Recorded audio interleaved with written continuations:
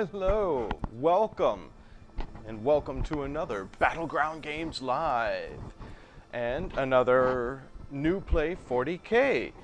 So, my name is Andrew. Hello, welcome to the Loft at Battleground Games and Hobbies in Abington, Massachusetts, and welcome to my new adventures as I try to teach myself how to play 40K and how to assemble and paint the minis and everything.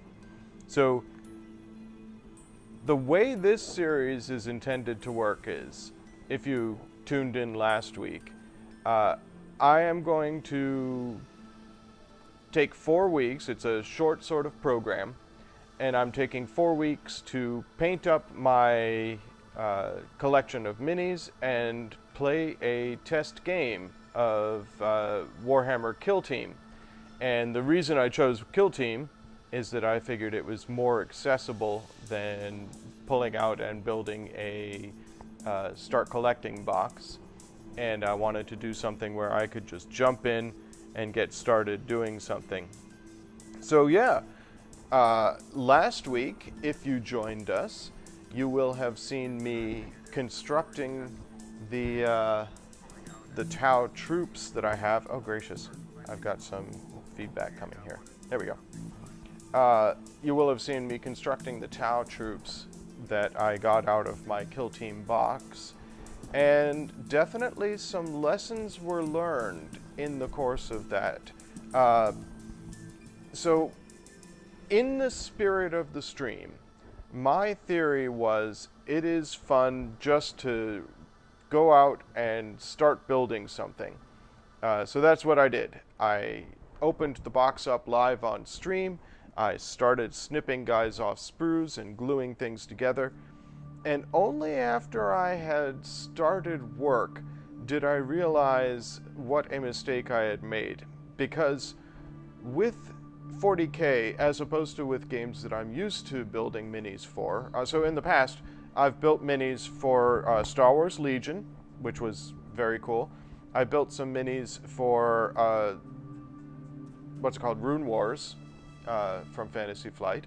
And I've been around while Amanda's been building minis for Fallout Wasteland Warfare.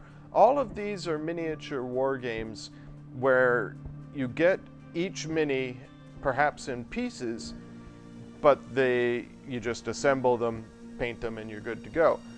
40K obviously is not that kind of beast. With Warhammer 40K, you have more options, and this is what I discovered last week if you were watching. I opened up the box and I started building stuff, and I started out with legs. I just started gluing legs to bases, and I realized there's more legs on these sprues than I have bases to put legs on. And that's when I began to get a little apprehensive. That's when I began to realize that I'm not going to be able to just build the figures right out of the box. I have to have some plan or understanding of what figures I'm trying to build. There are a lot of options in a Warhammer 40K army. For example, let's go to Zoom Cam so you can see a little bit what I'm talking about. I constructed 2 different guys with shotguns. These are effectively the same unit. They have the same hit points, they have all the same stats, they each have a little Tau shotgun, but they're in different poses. And this is what I didn't anticipate, was that I was going to have to figure out the correct poses to go with my guys. Actually, these guys are not the same unit. They have similar guns. There we go. So we've got this guy here and this guy here. They have similarly shaped heads. They actually have the same head, but I've given them different antennas. They've obviously got different poses. Their guns are largely the same, but I sort of constructed them differently. And that's the whole thing with 40K, obviously, is that you have a lot of different options in the guys that you construct. I should have, if I had been thinking clearly, I should have, before I opened the box, figured out what units I wanted to build, and then open the box so that the units I construct are representative of the squad that I want to run. So I did things sort of backwards, which is fine. It's in the spirit of the stream that I'm doing. I learned a lesson, and that lesson is, before you start clipping things off of sprues, you need to figure out what it is you want to construct. That's an important lesson to learn, I think, and I'm glad that I've learned it, but it does leave me with a assortment of random fellows that I constructed and not really a clear idea of how to play with them.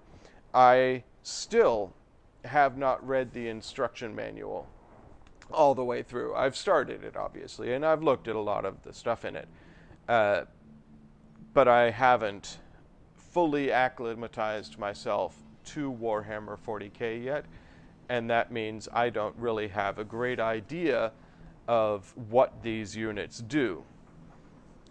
Hey, Lobster of Revenge, you made it this time. Welcome. Greetings. So yeah, I always do the left-handed ones first, he says. Well, all of my Tau are holding their guns in their right hands. So I suppose it's just I don't know if there were guns in the left hands. That's a good thing to look at. Next time I look at the sprues, I'll try and figure that out. But all of my guys are right-handed. What was I saying? So, yeah, I have a small selection of guys, and I don't really know how they play. I have a vague idea. So I've got these Tau here, and I've got two of these guys.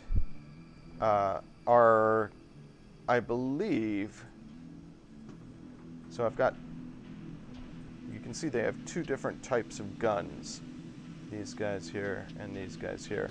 One of them is more shotgunny, so more run up into the face of enemies and try and hold them off.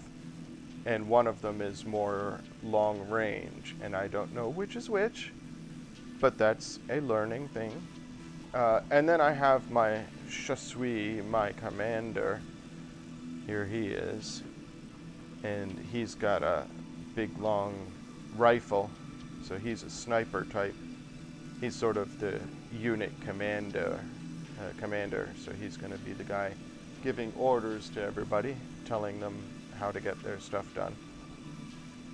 And then I built a couple of drones. These are little floating drones. I believe this one is a marker drone, so he lights up the enemy to give me advantage on shooting. And then this guy is just a drone with a gun. His base, oh, there it goes. Yeah, his gun I actually assembled backwards, I believe. So I have to fix that. He needs to be glued back together. He's not in great shape. I'm going to have to drill and pin him, which is fine. I can do that. I have all the bits for that.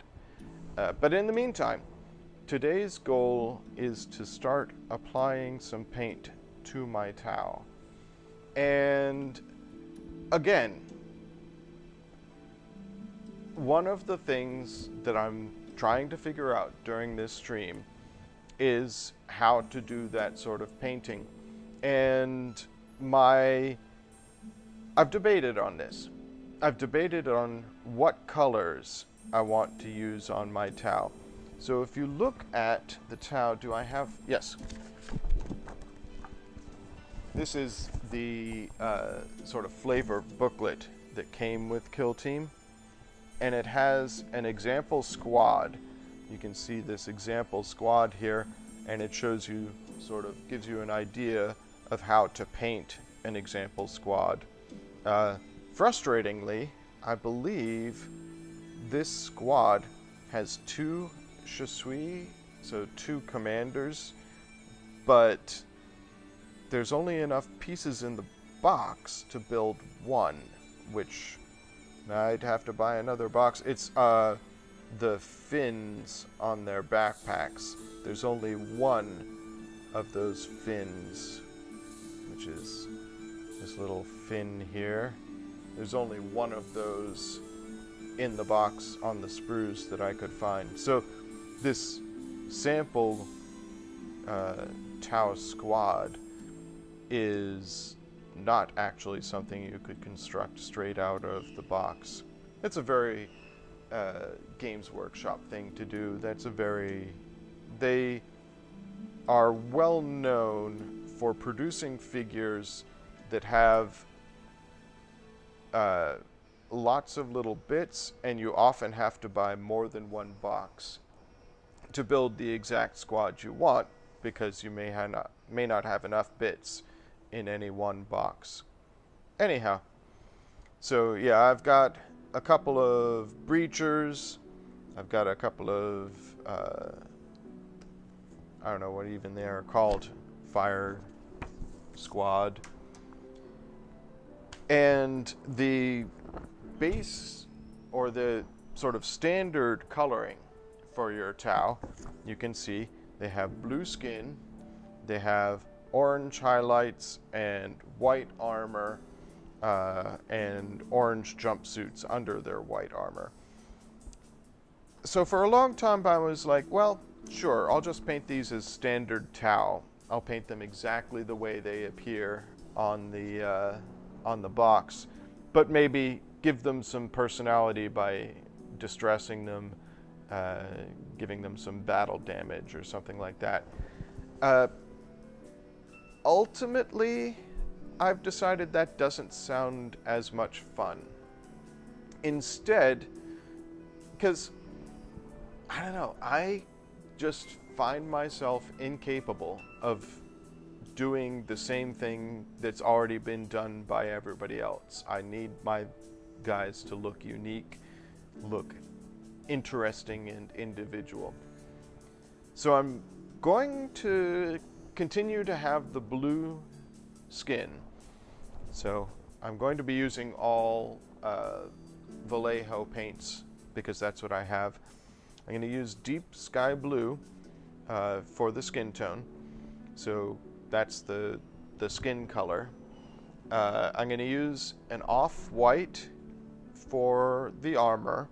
And as I said, I'll probably do some distressing and some battle damage, some stuff like that. I've got some gold for highlights. This is the only GW paint I'm using, Citadel Auric Armor Gold for some of the highlights. They have toes and dew claws on their little cute Tau feet. I'm going to use oak brown for their dew claws and their toes.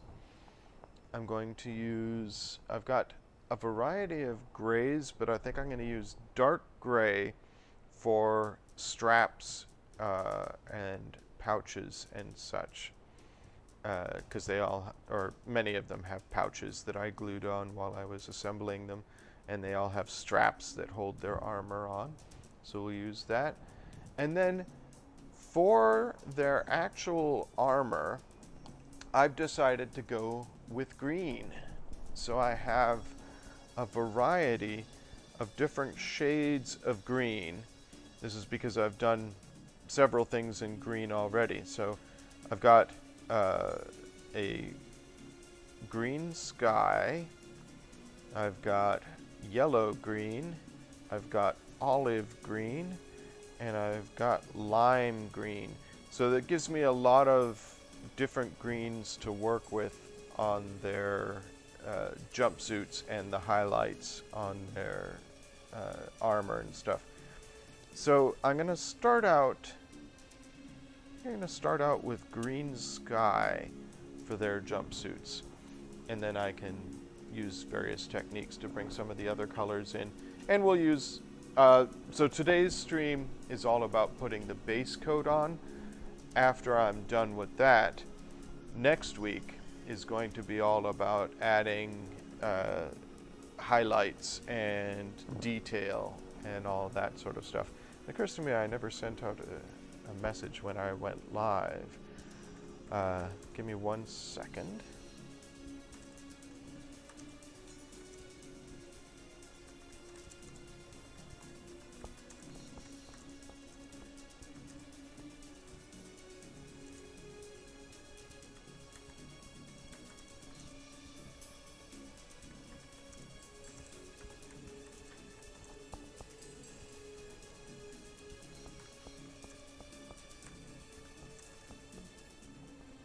Painting,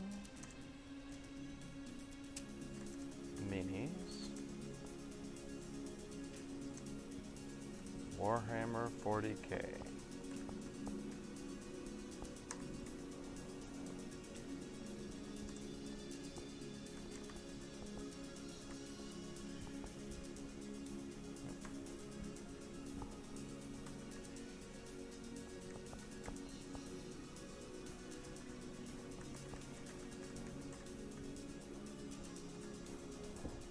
There. Now maybe we'll get more folks in chat. Did the link work? Let's test it. Yes. Looks good. Okay. Excellent. So, to return to what I was saying, I figure let's just jump in and start painting some dudes. I do need to fix that drone that I busted, but I need to grab a drill and some bits before I can do that. So, early on in my painting career, I was given some advice, and I believe it was Paul Goffrin who gave me this advice. He said, he gave me 2 pieces of advice about painting a squad. One was, when you're painting a large group of dudes, do all of one part of that group in one go. By which he means, if you're painting, for example, their feet, which is what I'm going to start with, you paint all of their feet. You don't do just the feet and then the armor and then the jumpsuits and the guns, all of one guy. You do all the feet of your squad, and then you do all of their jumpsuits, and then you do all of their armor, and then you do all of their guns. The reason being, if you're mixing paints, you're going to have different shades. As you paint, you're going to, especially when you're starting out with painting, as I was at the time, and since this is my first 40K army, I guess effectively I'm starting anew. As you paint, you're going to become more familiar with the models, and your technique is going to change. It's a good idea to have everything set up before you start, or to paint the entire thing at once, so that you don't paint all of one guy and then paint all of the next guy and have the next guy look significantly different from the first one in terms of technique and stuff like that. So, paint everybody all at the same time, like do all the parts at the same time. And the other piece of advice that he gave me was build up. So, for example, this fellow here, he has, like I said, his cute little Tau feet with his toes and his dew claws. And then he's got his jumpsuit that's under his armor there, and some straps that hold the jumpsuit on. And then he's got his armor, he's got his gun, he's got, all the various detail, his shoulder plate. So the advice that I was given was start with the lowest piece as if you're dressing him. So start with not necessarily bottom to top, but underclothes first and then overclothes. So I'm going to do his feet first, then his jumpsuit, then his armor. The reason being, if you color outside the lines by mistake as you're going, you're painting the bits that are underneath the other bits. So I'll do his jumpsuit, then I'll do his armor plating, and if I accidentally smudge some jumpsuit color onto his armor, that's fine because I'm going to be painting the armor next. So let's start with his little toesies. So we're going to get some dark brown. Like I said, I don't know what color people usually use for towel toes.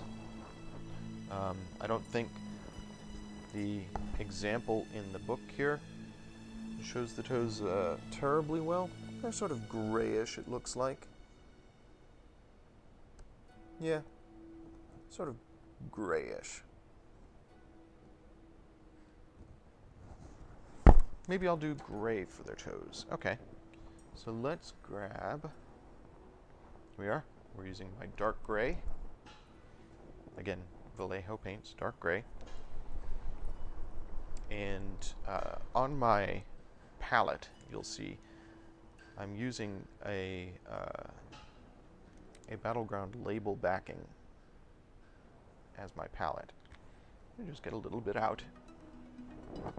This was definitely one of the first things I learned when I started painting. Oh, actually, I'm going to take some good pictures of these guys so that I can document my progress. But before we begin, let's get some good photos.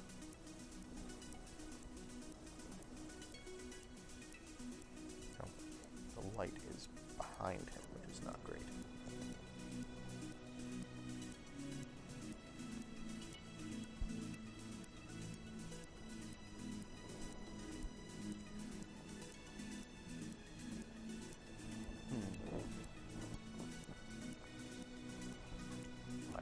The cord for my lamp is too short to get a good angle on this. Here we go. We'll lay them down like this.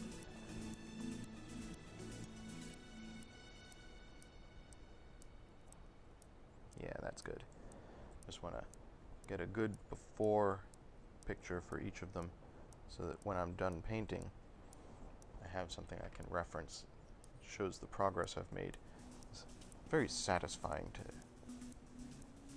do before and after pictures, because it gives you a good idea of what you've been able to accomplish with your time. My experience is that painting, especially for me because I'm slow and meticulous, is a lengthy process, so I want to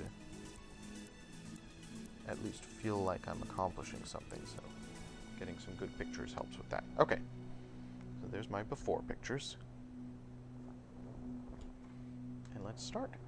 I've been yammering on for, what, 20 minutes now? And I haven't applied any paint to anybody. We're going to start with their little dew claws and their toes. So, one of the early lessons that I learned about painting when I was first starting out was about how much paint to put on your brush.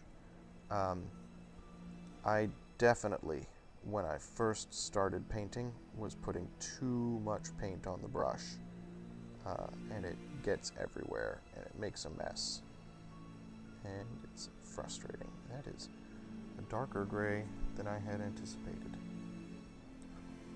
Let's go a little lighter, I think. Let's go to Castle Gray.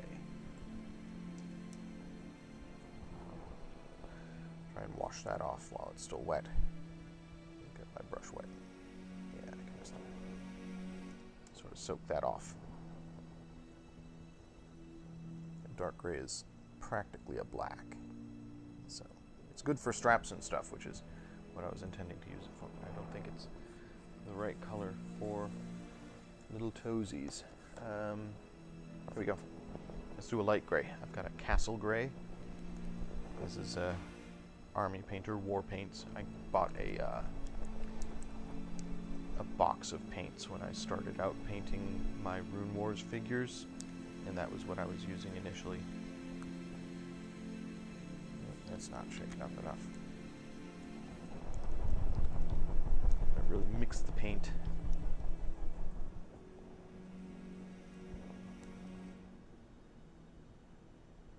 There we go. Little air bubble, but that'll be fine. Alright, so back to it. Just a little paint on the brush, not too much, and then dab that in. That's a very light gray, but that's fine. It's very watery.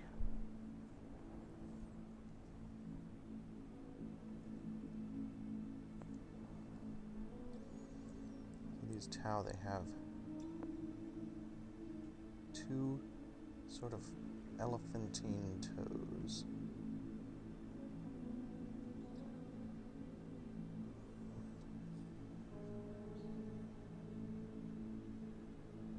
On the fronts of their feet.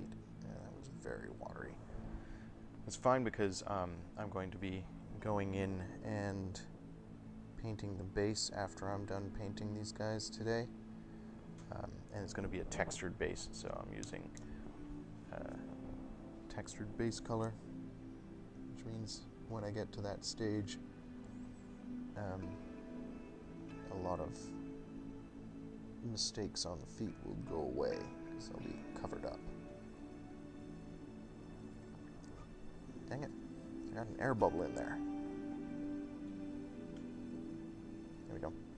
And then they've got these little dew claws stick out of the back of their feet there.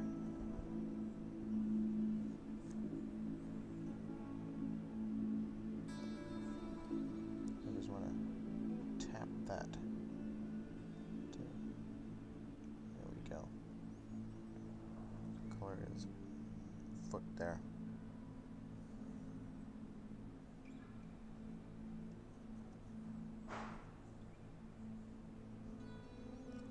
Little dew claw fingernails like on the backs of their toes.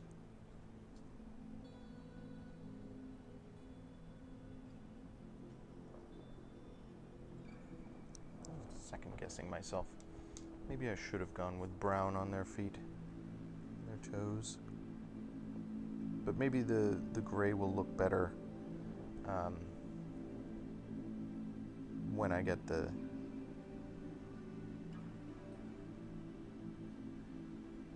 blue on their feet. The gray will look better than brown. Let's stick with this for now.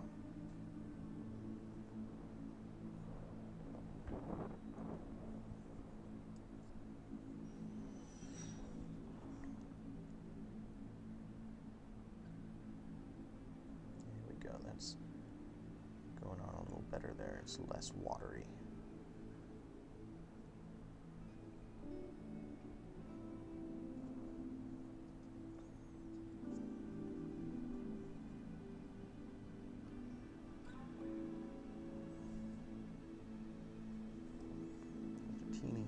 Dab of paint on the brush. You don't need a lot at this scale. There we go.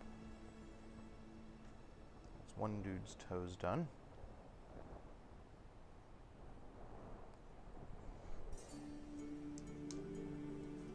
Another thing that I learned early on in painting, Amanda chastised me one day because she was watching me paint, and I was putting paint on my brush, and then putting paint on the figure, and then putting paint on my brush to get it wet again, and putting paint on the figure, and I wasn't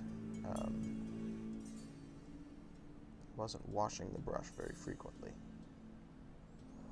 And Amanda was like, "Oh my goodness, you're gonna ruin those brushes. You need to get the paint off the brush." So I've become much better about rinsing my brush and not getting paint all in it.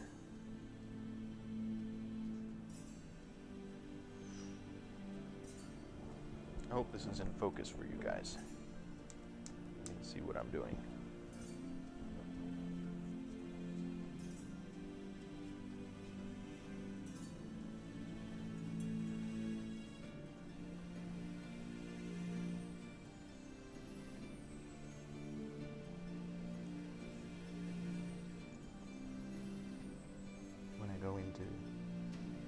detail and touch-ups on these. I'll probably do some sort of brown wash on these toes. So it'll be gray and brown. I think that'll look good. For now we're just a little gray on the toesies.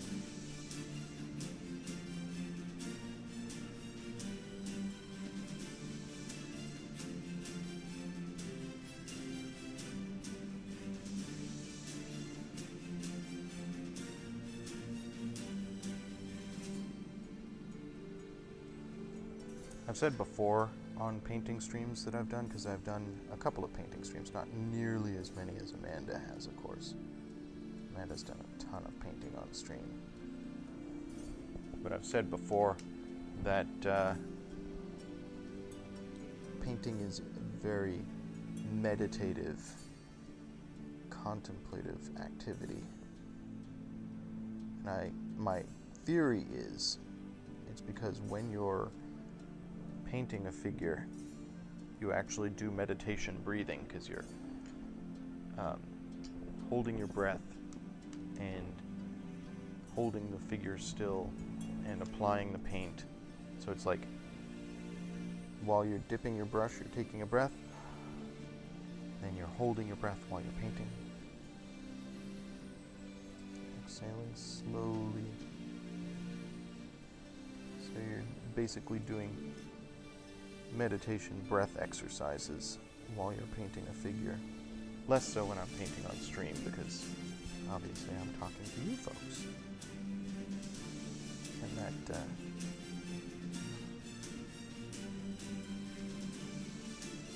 breaks the stillness of the moment.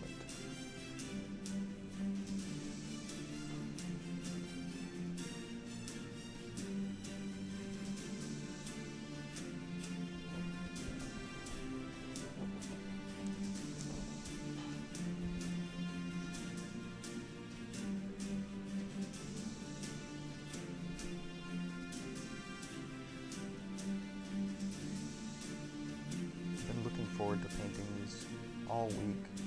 I primed them on Wednesday, and when I primed them, I was like, oh, I looked at them after they were primed, and I was like, I just want to dive in and start painting right now. Got another air bubble. There you go. Okay, his little toenails. Let's do claws. Go. There. Excellent. Yeah, I'm feeling good about this.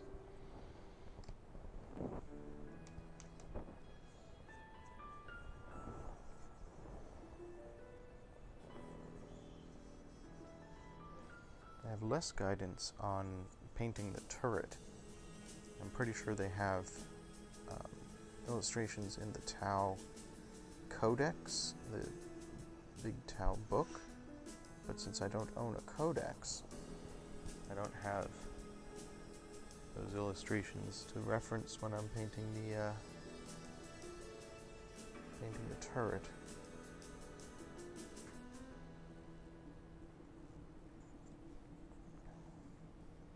There's really no harm in making up your own paint scheme. Consistency is not necessarily that important.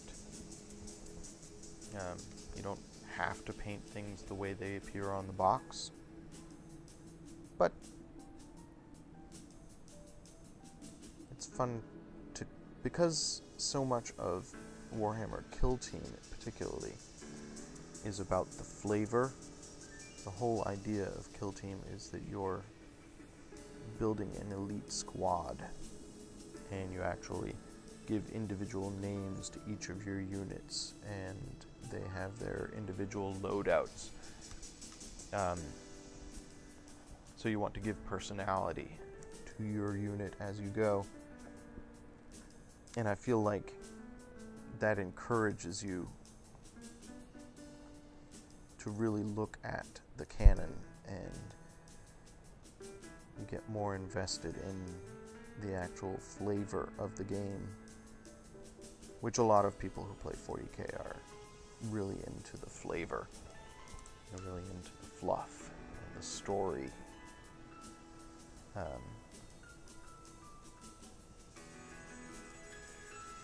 But the reason I bring that up is I could paint this any color I want. I could give them green skin. I could give them purple skin. I could, paint them however I like.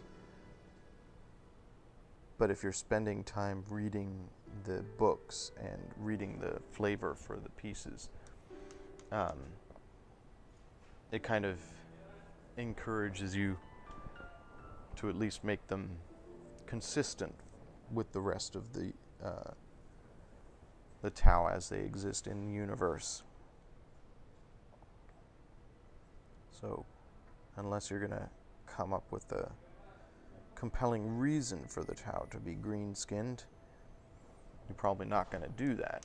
Probably going to keep them blue-skinned the way Tau are described in the books and Tau appear on the boxes. This is why I debated so long and hard about what colors I was going to use when I painted my guys.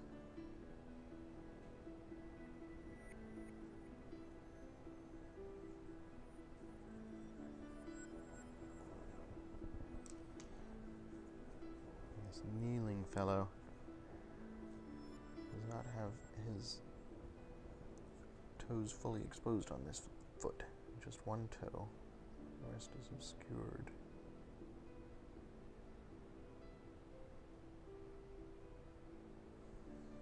But I do like the Tau feet. You can see some of that toe there. Get in there. There we go.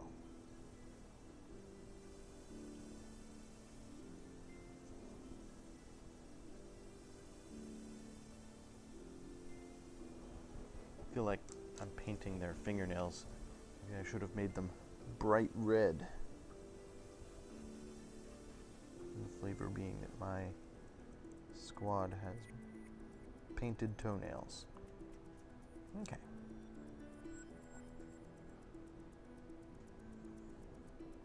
Got some water on the base there. That's fine. Alright, so that's everybody's toes. Let's move on to blue skin. Because that's sort of the next thing up on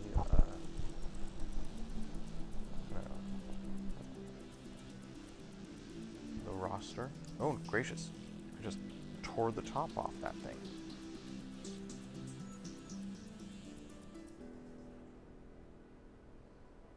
Wow. That was almost a disaster.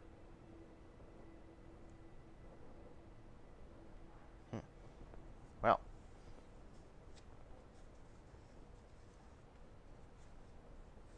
let's hope this doesn't pop off and pour blue all over my mat.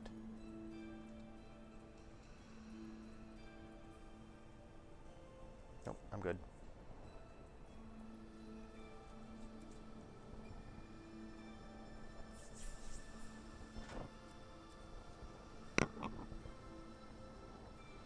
If anybody besides Lobster of Revenge is watching, do hop into chat. It's always fun to have somebody to talk to while you're working. Now I've got blue all over my fingers. I don't want to apply that to the models. We'll be fine. We'll be fine. Alright, so I'm going to paint blue around the toes here, like this, and then looks like they're, you can see the jumpsuit fabric here and there. And then they've got sort of Tau booties, which start here and go down to just above their toes. They don't actually wear boots, but they have spats. So we'll think about a color for the Tau spats while we paint this blue skin in here. This brush has seen better days.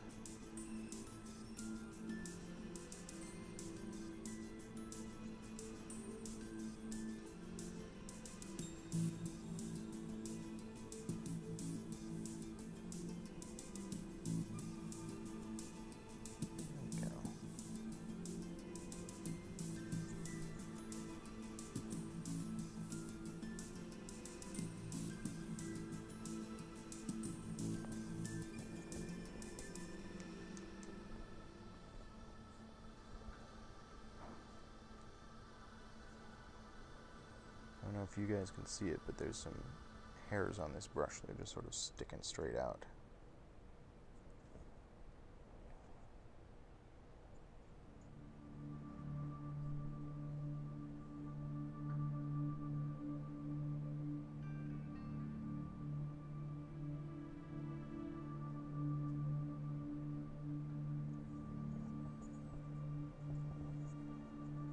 Part of the fun and challenge of painting minis is all the interesting angles that you end up having to get. Because you have to get paint on your brush and then get paint on the model, but not everywhere.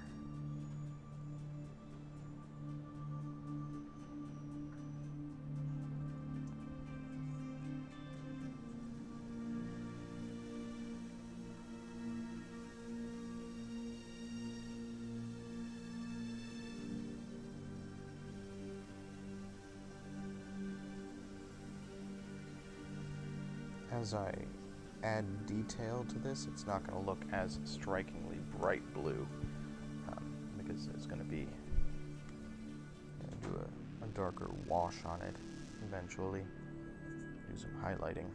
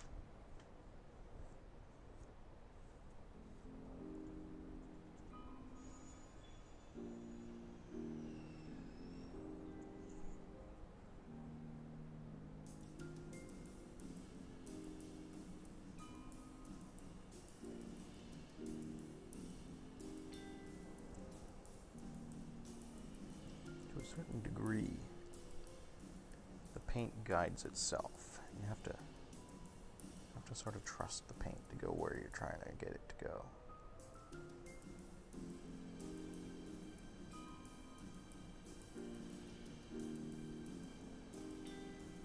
I'm sure there's all sorts of technique and stuff that I'm not familiar with. You can sort of put some paint down and then move it with the brush, like running a bead of paint.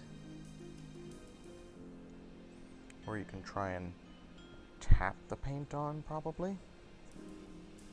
You try and get it just exactly where you want it to go. If you have a small enough brush, like if you're doing eyes or something like that, that's what you're going to be doing. I'm trying to find a happy medium where I have just enough paint on the brush to get it to go on the model where I need it to go, and then hope that the ridges that are already built into the model prevent the paint from overflowing and going everywhere. This is probably going to need a second coat. So I primed these guys in gray. I know last week I said I was going to prime them in white because that would make doing the armor plating easier. But Allie dissuaded me. She said I should prime in gray and then build up to white. She didn't offer a great deal of reasoning why, but she sounded very firm in her convictions. So I have taken her advice. Oh, gracious. That was a lot of paint that just got everywhere. There must have been some water on the brush that got into the paint.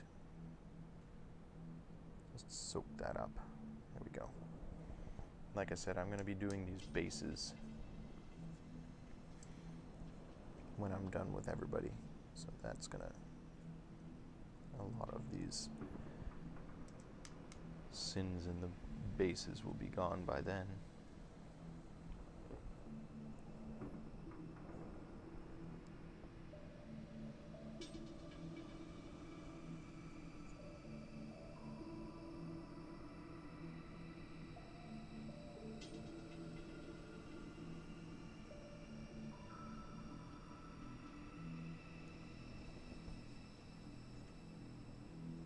have to say, they must have quite tough feet. Going on intergalactic skirmishes with their bare feet out.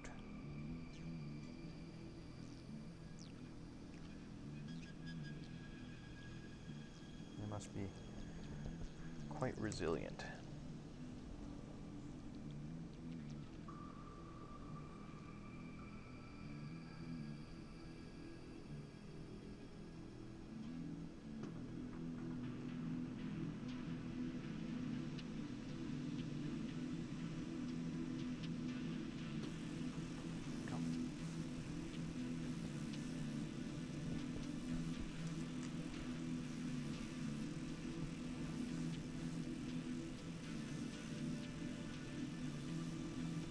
Does add a lot of character.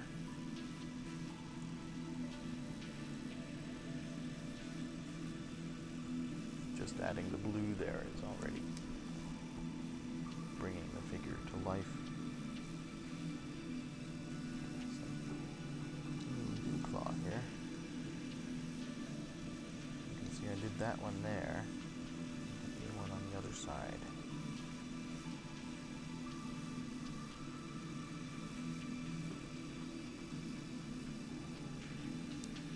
One thing I've talked about on prior painting streams is how much fun it is as you paint to discover the sculpt. Because as you're painting, you're seeing all these details that are sculpted in. There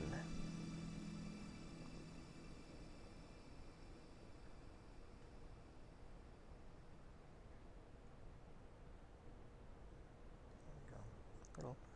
A little more than I wanted there, but I can go back and touch that up.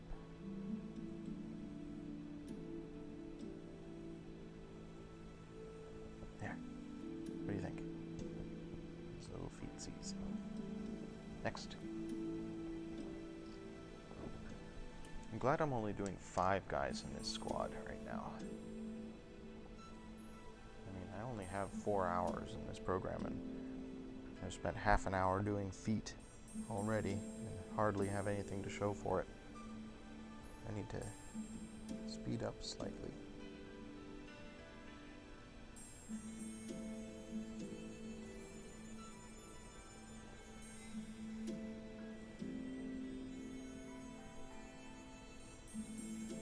It's going to be a lot of fun when I get to the jumpsuits. I think that the green with the blue is going to look really great. Their jumpsuits with the blue of their skin.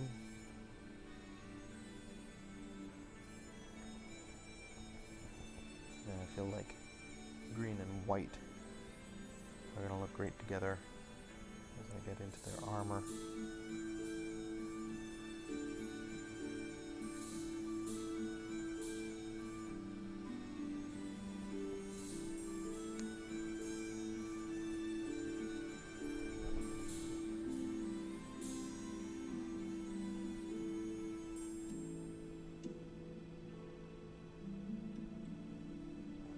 I do enjoy painting though.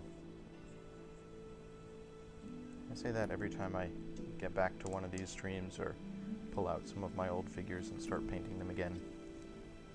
It's very relaxing.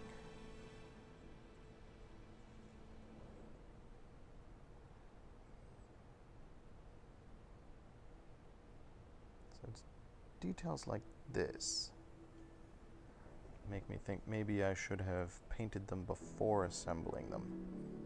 But I guess with a squad this small, it doesn't really matter that much.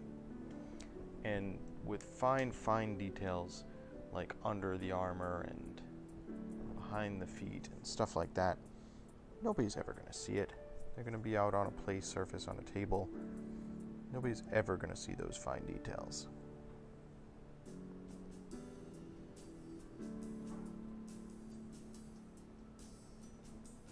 I guess I know if I mess something up. I know it's there.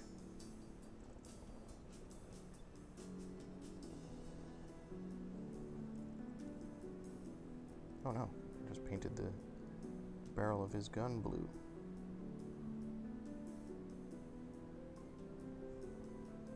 Guess that's what I was saying earlier about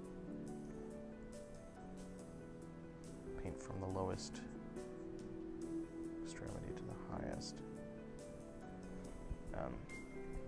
You get some paint on his gun, that's fine, because you're going to go back and paint over that later. Just want to get some of that paint off so it doesn't settle into any of the detail. Give that a gunmetal gray sort of look later.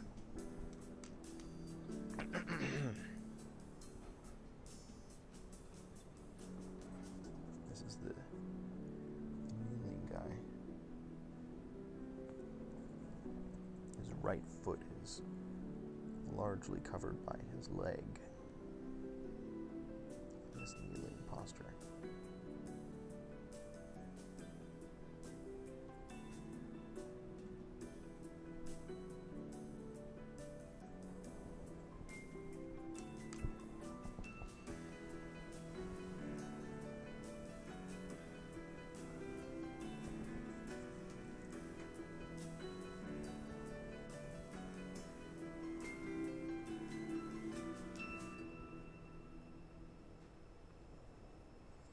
So I have exciting news for any of our longtime viewers.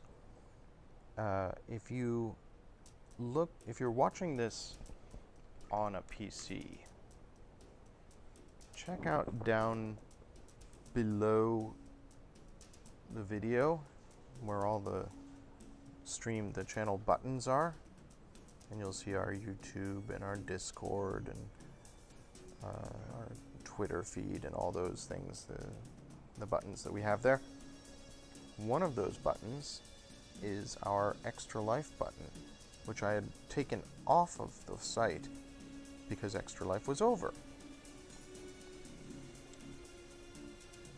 And we did very, very well with Extra Life in 2018. We did $4,600 and something. Well, if you look now, you'll see that that button is back, and it now links to our 2019 Extra Life fundraiser, raising funds for Boston Children's Hospitals again, for the Children's Miracle Network.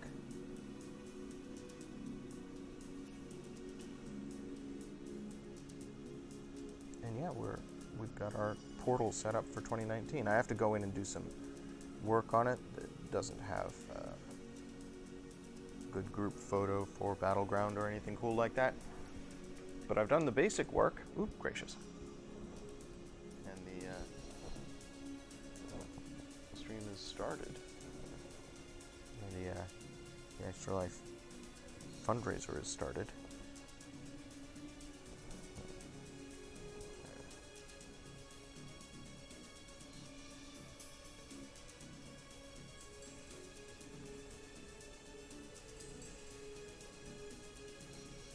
So I thought that was exciting.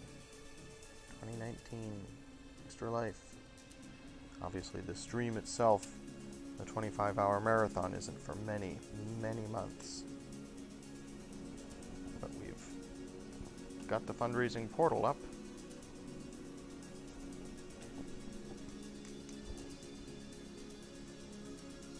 Okay, so when I'm done with these feet, I'm gonna go in and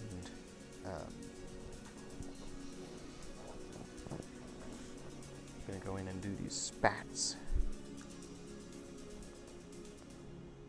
that they have. So I have to think about what color I'm gonna do those in.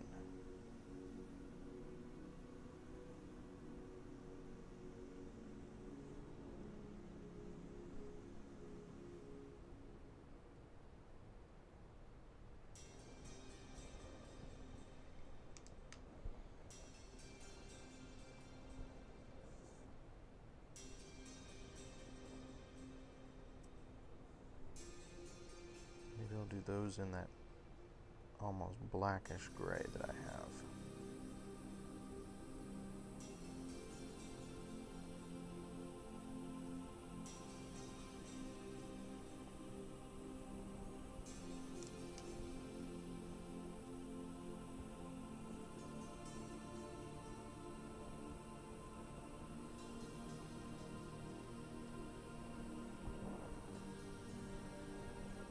That's cool, Lobster of Revenge. Thank you for joining me. I know it's like 10 in the morning there, so you probably have work. I do not blame you for not... I'm glad you were able to tune in at all.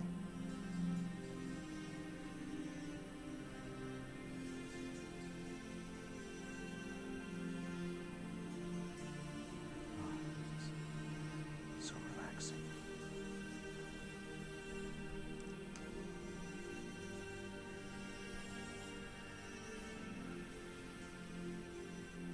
I'm getting spatters everywhere. I'm getting too much water on my brush. I should do a better job drying my brush between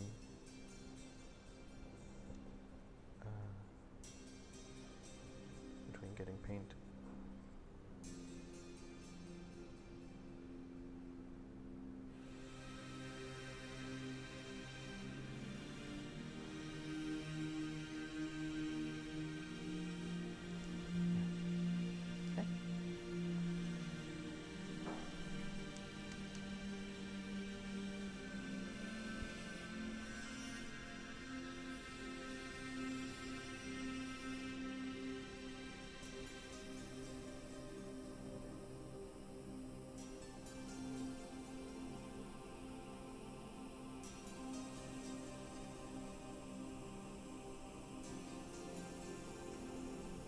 Homework over the next week or so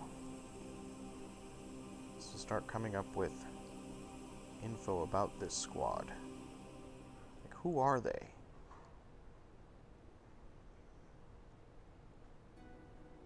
I sort of built them at random, but they should each have some personality, because that's the whole point of Kill Team. If you're only building, you know, a small group instead of a massive army, you should provide a lot of detail about what that small group is.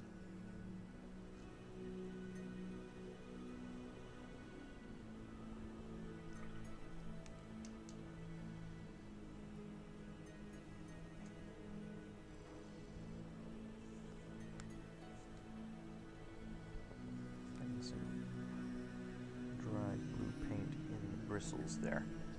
It's making my brush less accurate. There we go. It's a little better. You see some painters tip their brush by sticking it in their mouth. I am not one of those painters.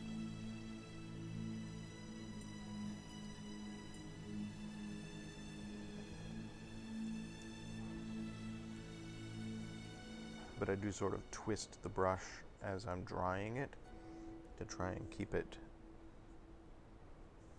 clumped in a fine tip.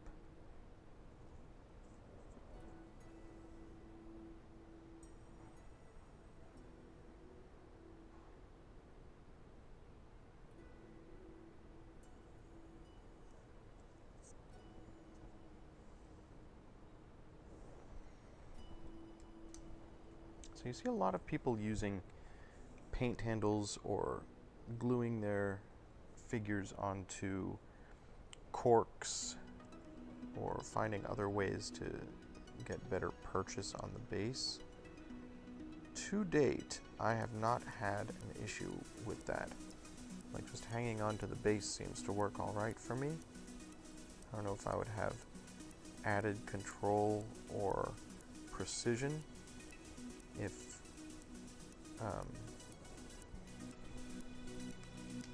I had a larger base to hold on to. I don't feel like I would. It would just have more stuff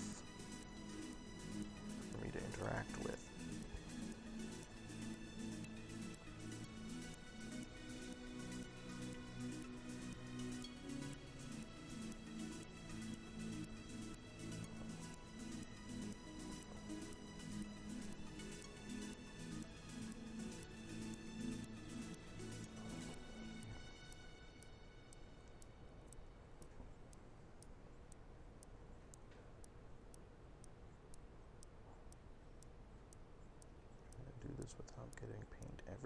is tricky. There we go. Pretty good. Pretty good.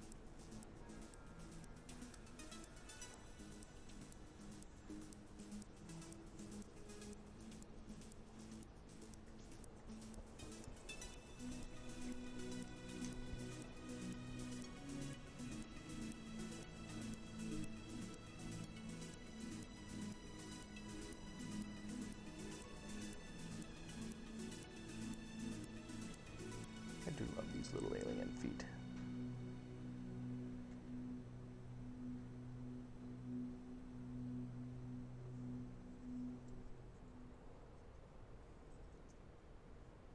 I'm glad I decided to do Tau as my first army. I mean, the flavor of Tau is very on point for me, but I also like the sculpts. I like the aesthetic of them.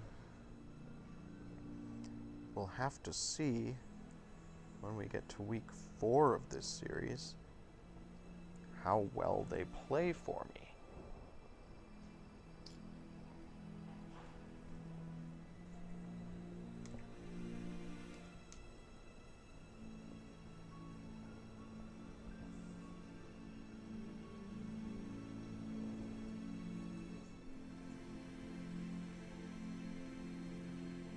This one is my Chassui, the commander of this squad.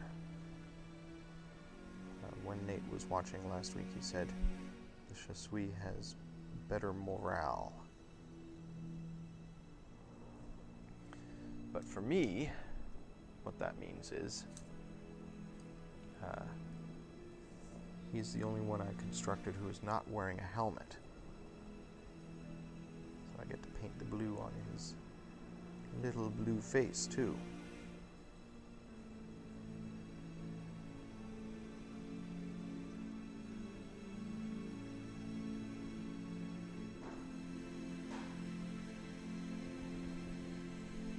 It's been a while since I've done any painting. So this is nice. Get back into it.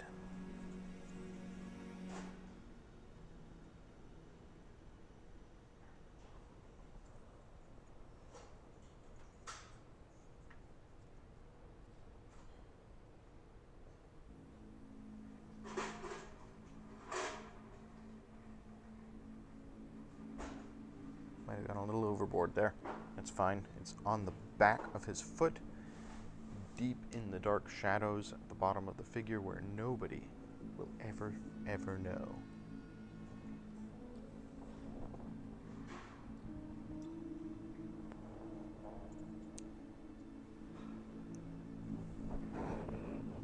So XXE V XXLZZ XX? I'm going to call you Phoenix. Hey Phoenix, so you're asking, does the paint look a little thick? I will say, I do not thin my paints when I'm painting. I realize a lot of people, when they're painting, thin the paints as they go. I have never found any benefit to that. Of course, I'm not a professional painter. I'm just a guy who does a little bit of painting when he has the time to do that. But perhaps it looks thick to you because I have not thinned it at all. I am using the paint exactly as it came out of the bottle. I know a lot of people use palettes with wells and thin the paint as they go, and perhaps that is a wise thing to do because it's not going to clump as much or fill up the sculpt of the model. Like, you don't want to get too much paint so that it gets down into the details of the model and obscures anything.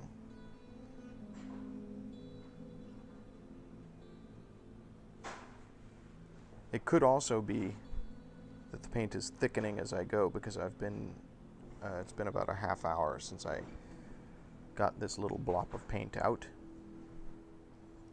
onto my palette, so it's thickening as I go. definitely thicker now than it was when I started working on these toes.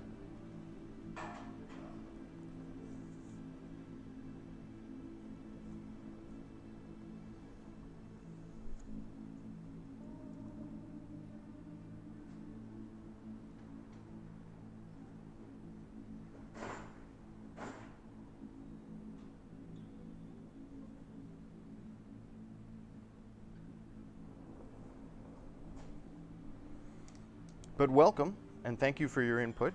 I appreciate it. I've been told before that I should thin my paints. And for the level of detail that I personally do, I mean, obviously, it is probably the correct thing to do. Don't do as I do. If you're trying to get the most out of your models,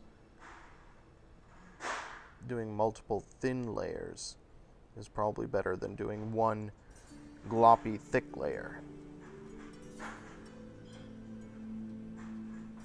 But for the level of detail that I apply to my models, or have done so far, working with the paint as it comes out of the bottle has not been a major detriment.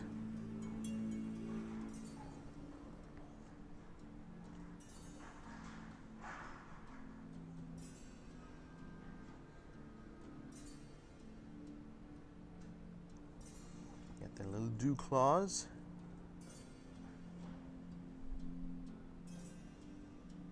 I like this particular pose, it's got a lot of detail to it. I have to touch up that toenail, that's fine.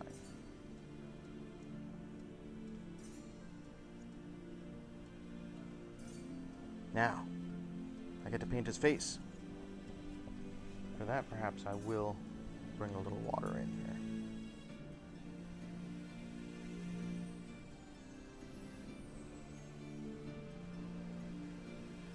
Because I definitely don't want to get goopy paint all in his face and ruin the mold.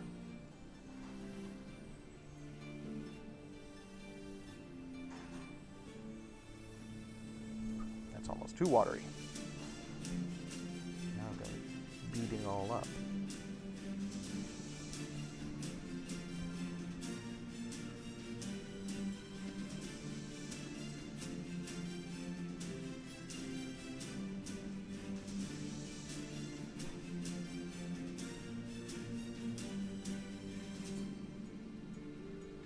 Look at how watery that is.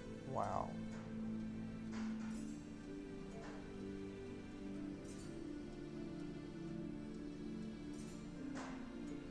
It's a learning experience.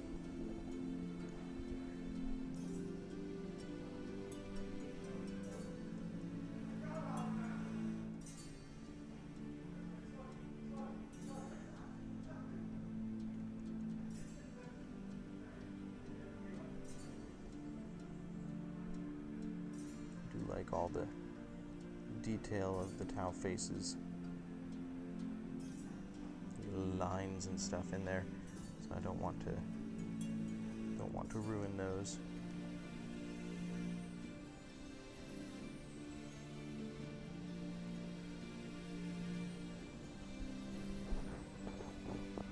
Hey Ellie, welcome. I'm sorry you weren't feeling well and couldn't be here. Oh, thank you so much for the follow. Very much appreciate that. FX's.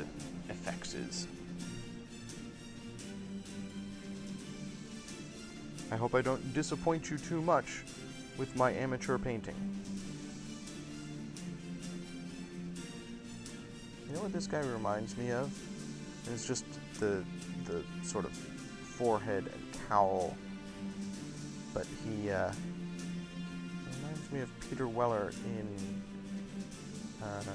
RoboCop. It's a very RoboCop look.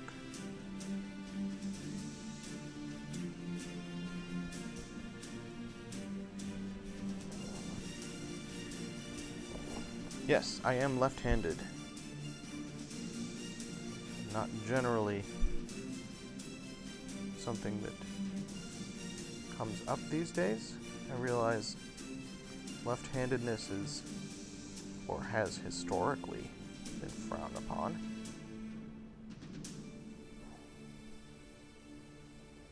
It's sinister, right?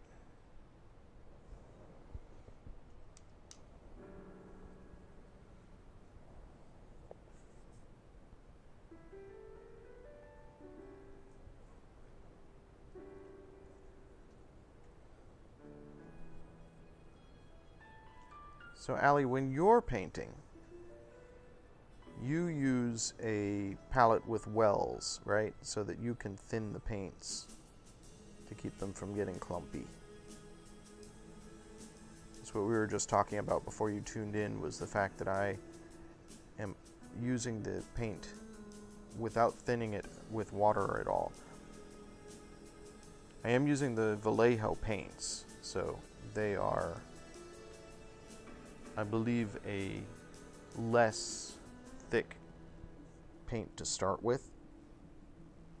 I feel like the Games Workshop paints are very dense, and they tend to go on quite heavy, so definitely makes sense to do a little more watering down when you're using Games Workshop paints. But I have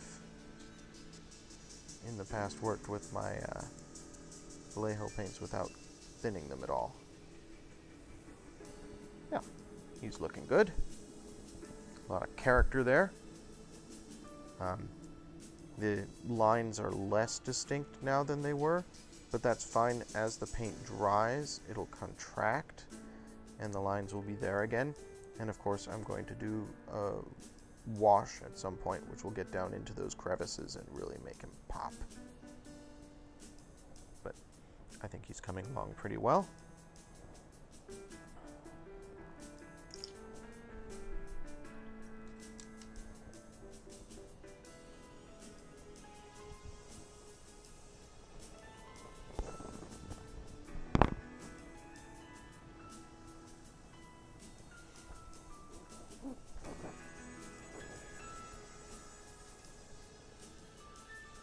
Yeah, probably 2 thin layers is better than 1 gloppy thick layer.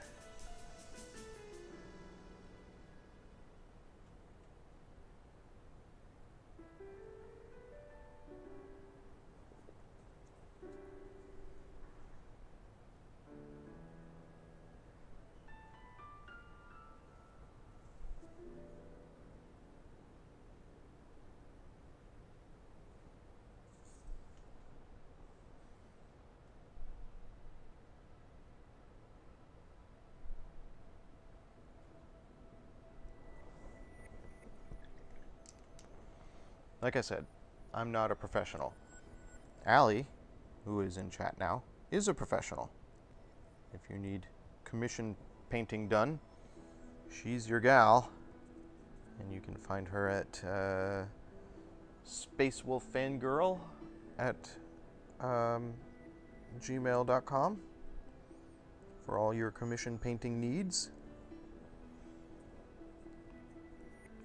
So I'm glad that we have Allie in chat.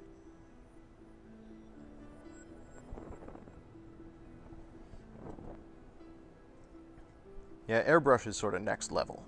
Definitely, I am not at an airbrush level yet.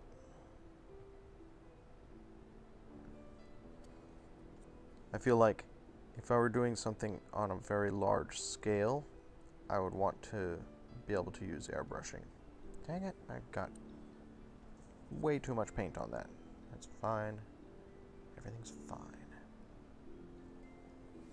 This brush is on its last legs. Oops. Sorry, didn't mean to bap the camera there.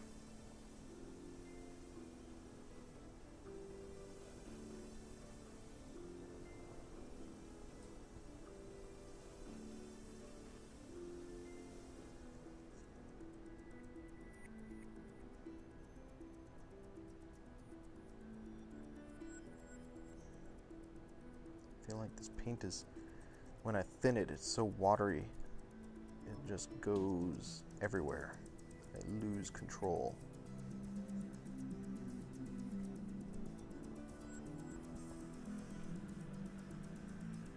Guess it's a delicate balancing act to get the paint thin enough that you're not glopping up the model, but thick enough that it's not going to bead up and run.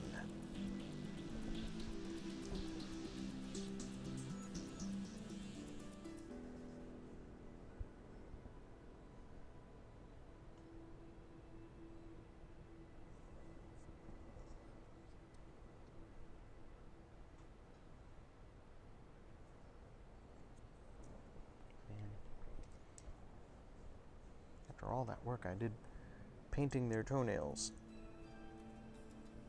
That's right, I can go back in and fix. Oh man, I got an air bubble. Air bubble right there. Got it.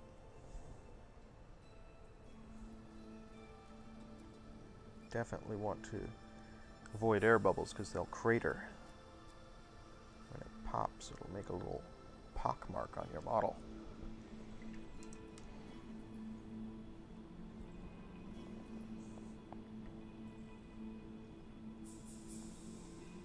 Getting too much paint on the brush is part of the problem here.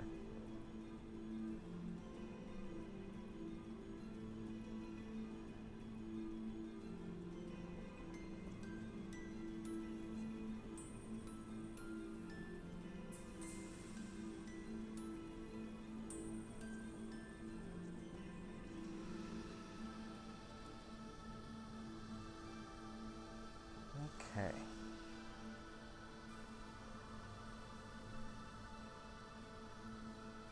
Well, that's all the toes and exposed skin on all my models. So now we have to talk spats. So like I said, this here is going to be fabric. And Allie, you missed it. I said that I'm going to do, I had initially said I was going to do them in standard Tau colors, which is sort of an orange, but I've decided I'm going to do their jumpsuits and sort of highlight areas in green, not orange. So they're going to have green jumpsuits, but that doesn't impact the spats that they're wearing, because everything from here down to their toes is like sort of, if you look at the illustrations and the examples that they give here. Here we are. You can see from the edge of their jumpsuits down to their toes, they're wearing kind of space spats. So I'm going to do those. Let's see. What are my options? I've got some dark gray, which is almost black. I've got the castle gray that I did their toes in. I've got dark tone. No, that's a wash. Necromancer cloak. Let's do that. This is another of the Army Painter war paints that I got from the box when I first started painting. I bought a box of paints. And I think this will make an excellent sort of slightly dark but not as castle gray light as their toes are for their space spats.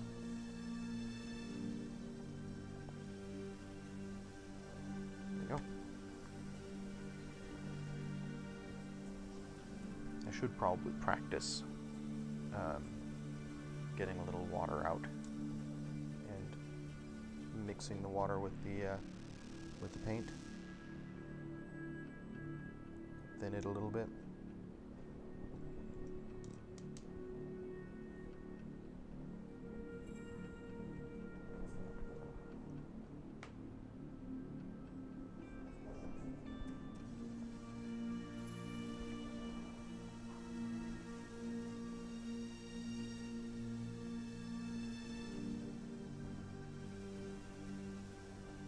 So chat, do you folks tip your brushes by sticking them in your mouths, which I'm not doing?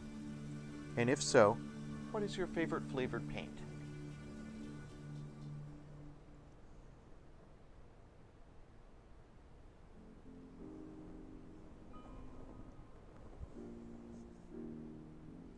Alright, this paint is not going on to the model terribly well. I guess it's sort of a similar color to the primer that I used, so it's not as evident that it's there. I was hoping this would be darker, though.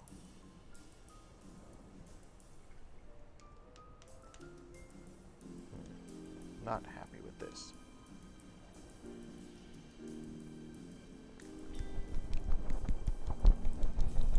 Use this dark gray. No, it's almost black. I'll mix some. That's fine. I'll put a little dark gray in with the...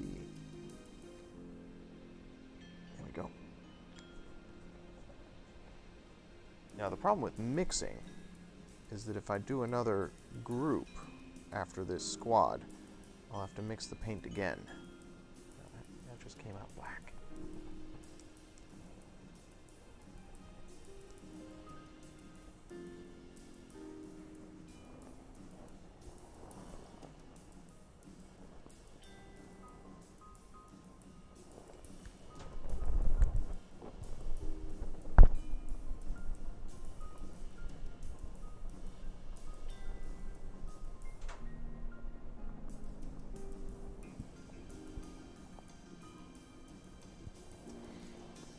Blueberry scented paint alley.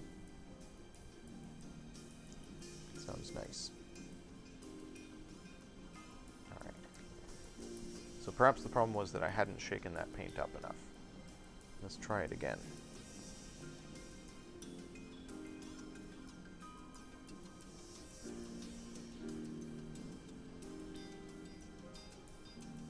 No, that's a little better. Good coverage there.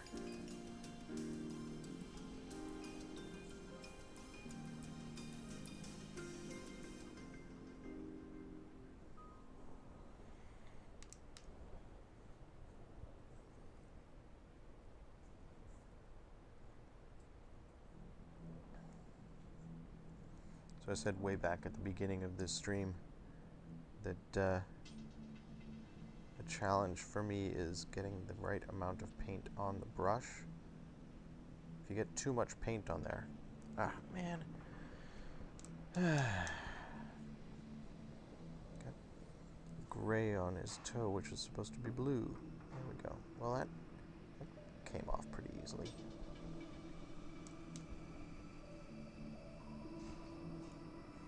My problem is I'm bapping the cord for my camera with the handle of my brush.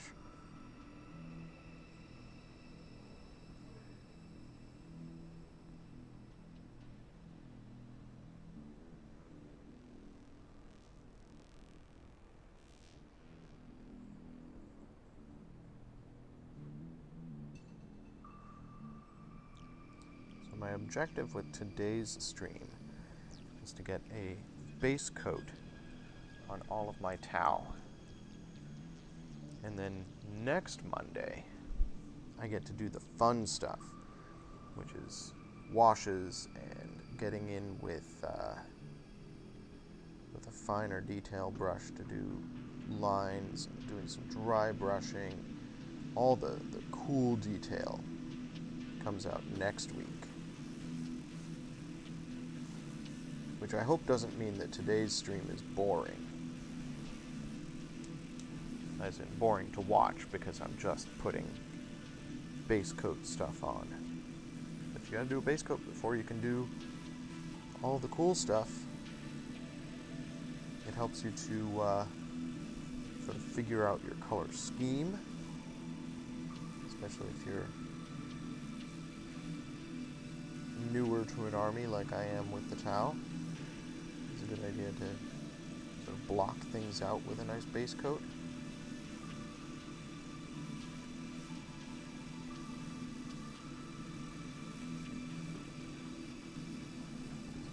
This is an awkward angle.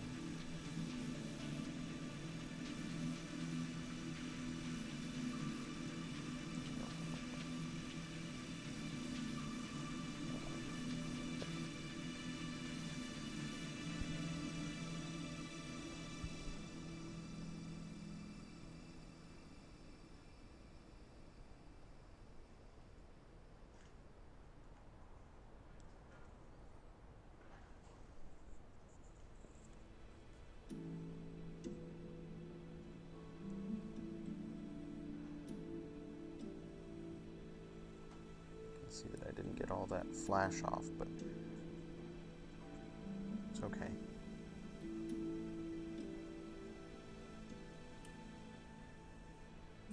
Oh, painting is so relaxing. I keep saying it because it's true. I think I'll do the straps that hold on their leg armor in the same color. They don't seem to have straps on their arms, but they definitely have straps on their legs. So I'll do that in the same sort of space bat. Dark gray. There's the straps there. Hold their armor in place.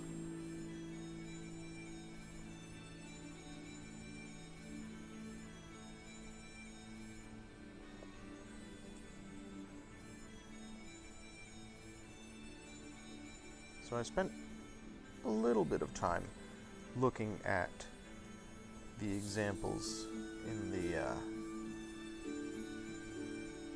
the books, just to get an idea of where I was going to need to get paint to go. But I do like discovering bits of the model for myself as I paint. As you're painting, you're seeing all these little details. You're like, oh, what can I do with that to make that pop?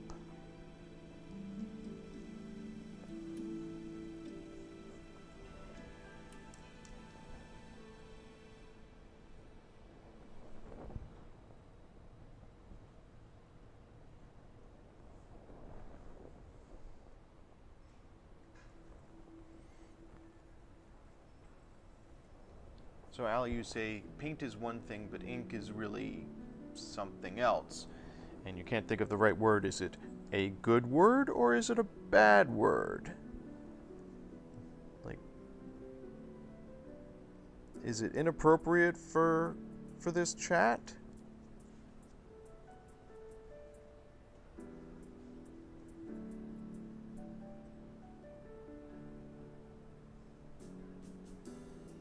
So these guys have these little ball joints on their ankles. Like, you can see it right here, and you can see it definitely on the back of this foot here that he's kneeling on. I'm just going to leave those painted as if they're covered by the same spats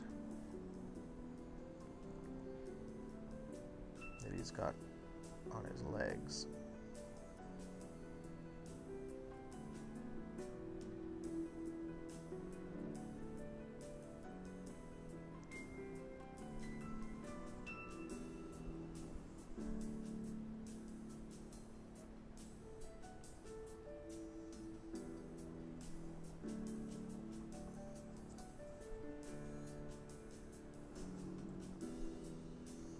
I like this. He's got these digitigrade legs, which means that when he's kneeling, they're just sort of folded up like this. Allie described them as goat legs, but I think they're just digitigrade with these big elephantine toes on them. I'm gonna have to do second coat on some of those foot parts. You can see where the paint hasn't gone on completely. That's okay. I can do second coats off stream. I'll do the primary coat on stream and then second coats off stream. What had I decided to do with that on this guy? I'm gonna leave that painted in. No, I'm gonna color that this way. Okay. Decisions. You have to make decisions while you're painting. You have to figure out what you're doing.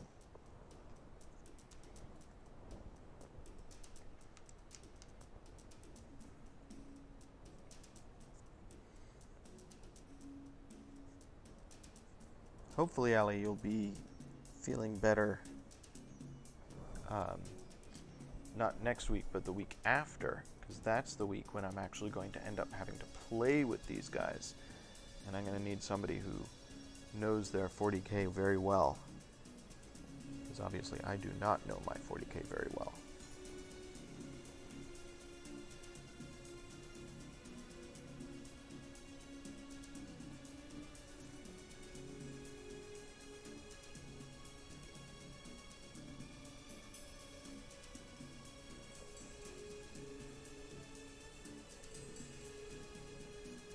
Folks in chat, if I'm ever concentrating too hard and not paying attention to what you're saying, feel free to just chuck a bit at me. That'll get my attention right quick. Because it makes a distinctive noise, and I hear the bit go through here.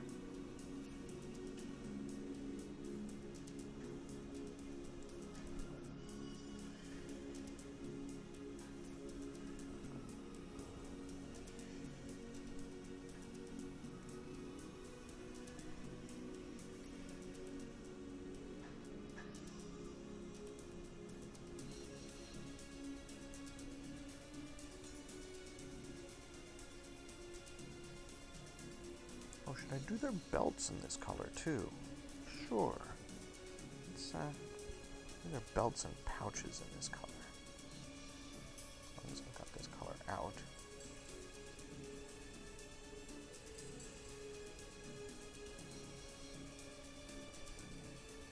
Straps, belts, and pouches.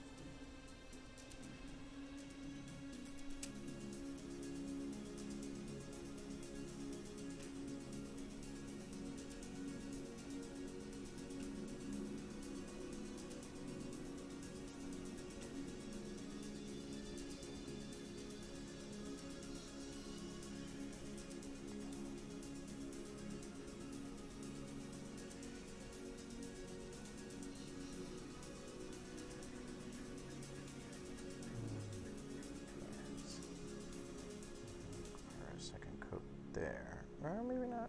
No, it's a little light.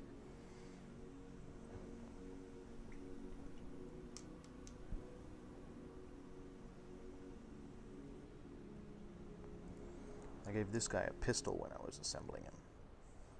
So I can... I don't know. I think the scabbard, or the, I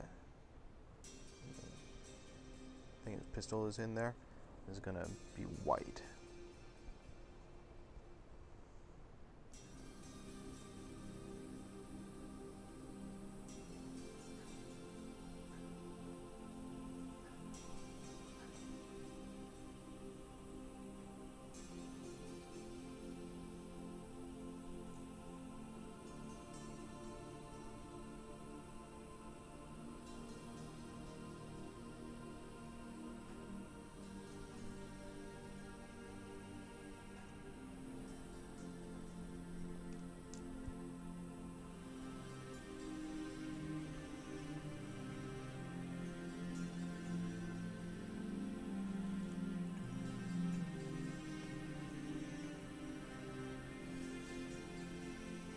Reference pictures that I looked at never showed their backpacks.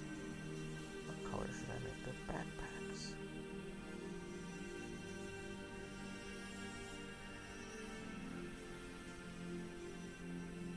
Nate offered to loan me his Tau Codex and brought that in last week, but then took it home with him. I guess I left it sitting out on the counter, so it's probably my fault. But that has a lot more examples of painting in it.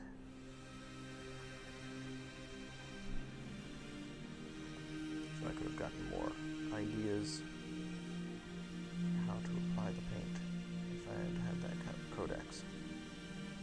I'm getting paint everywhere. It's a disaster.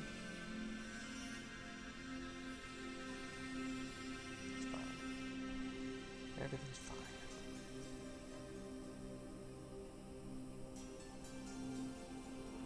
Alright, so this is going to be white and green on his shield here. White on his helmet. White and green on his... or green on his antenna.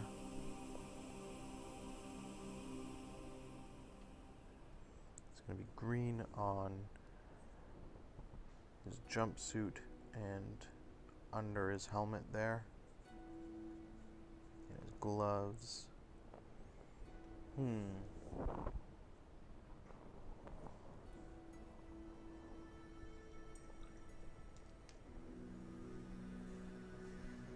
So in the canon they have hooves, but the figures, those don't look like hooves to me. They're elephant toes. Unless they've got 2 hooves on each foot, which I guess they could. They're aliens. Why not?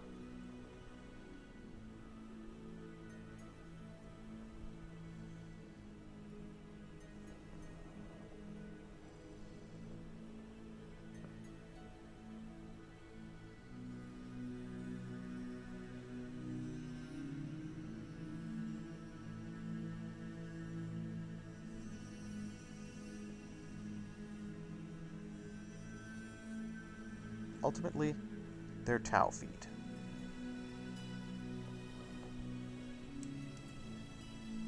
And I think they look cute. I think Tau are just adorable.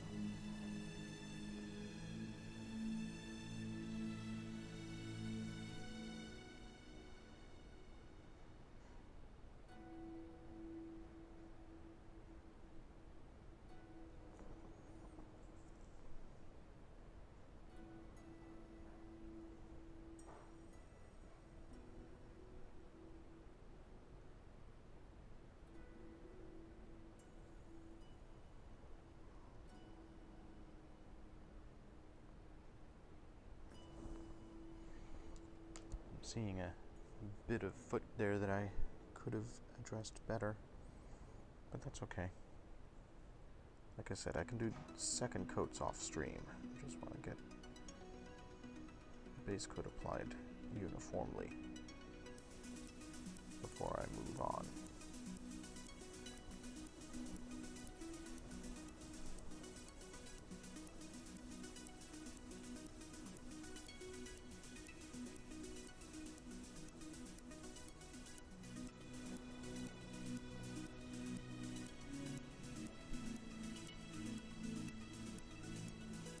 So does anybody else think that this track sounds an awful lot like the Neverending Story soundtrack?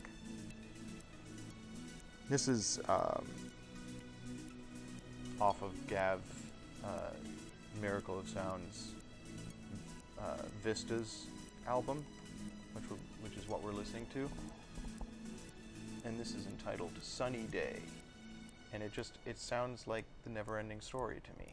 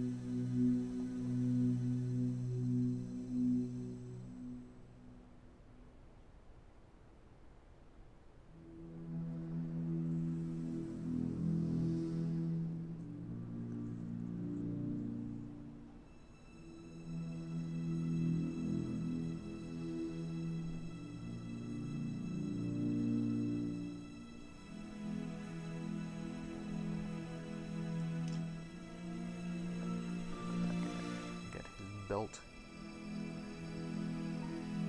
There's a couple little straps that I didn't get earlier. This is what I mean about you discover things in the model as you're painting. You're like, oh, that little indentation there, that's probably meant to be a strap, right? Well, it is now.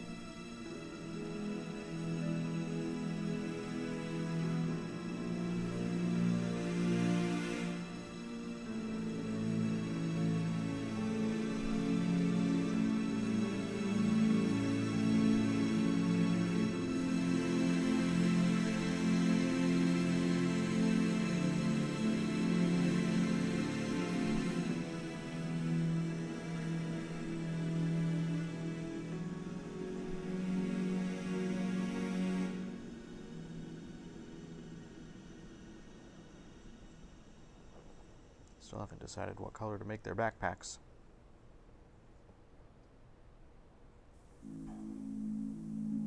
There's a lot of cool little detail on the backpacks too, so they don't have to be monochromatic. Difficult choices to be made.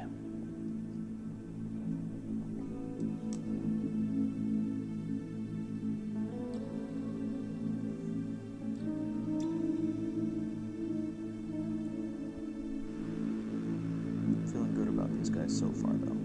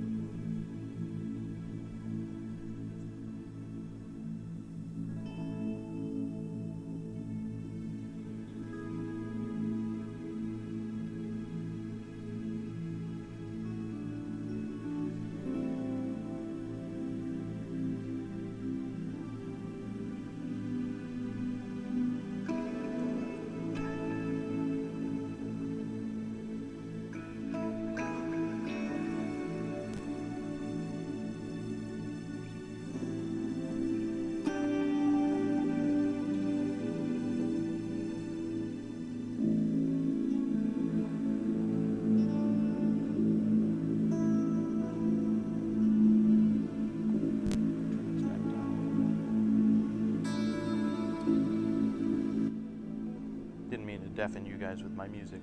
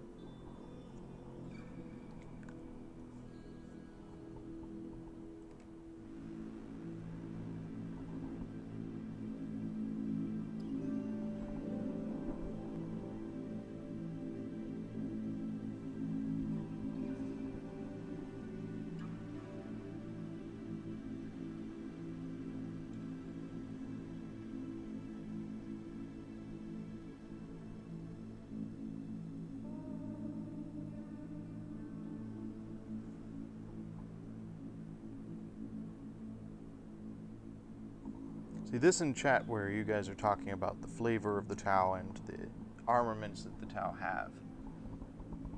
This is all the stuff that I need to learn before I can actually use my Tau in battle.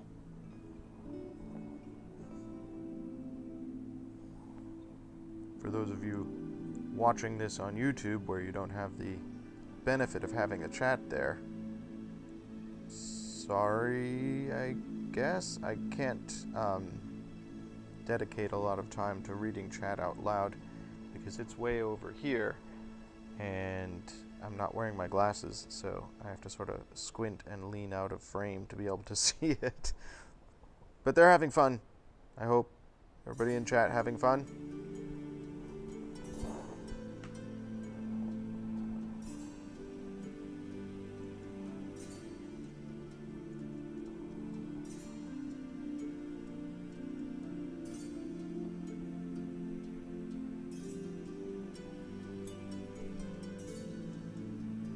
I am looking forward to next week when I get to do the washes and the dry brushing and the finer point detail on these folks.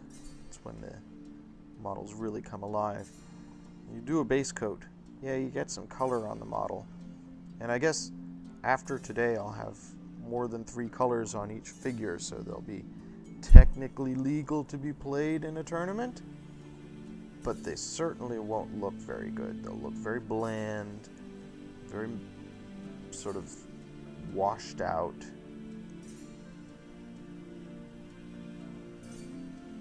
Because it's not until you get to the detailing that they really pop, really come to life.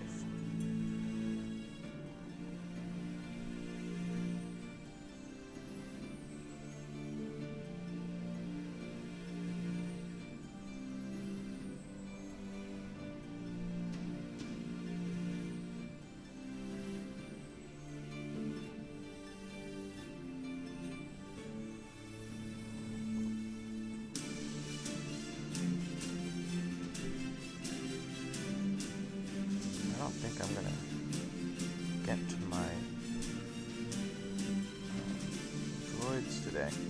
Which is fine because I broke one of them. I have to fix that guy whose gun fell off. This is going to take some drilling and pinning.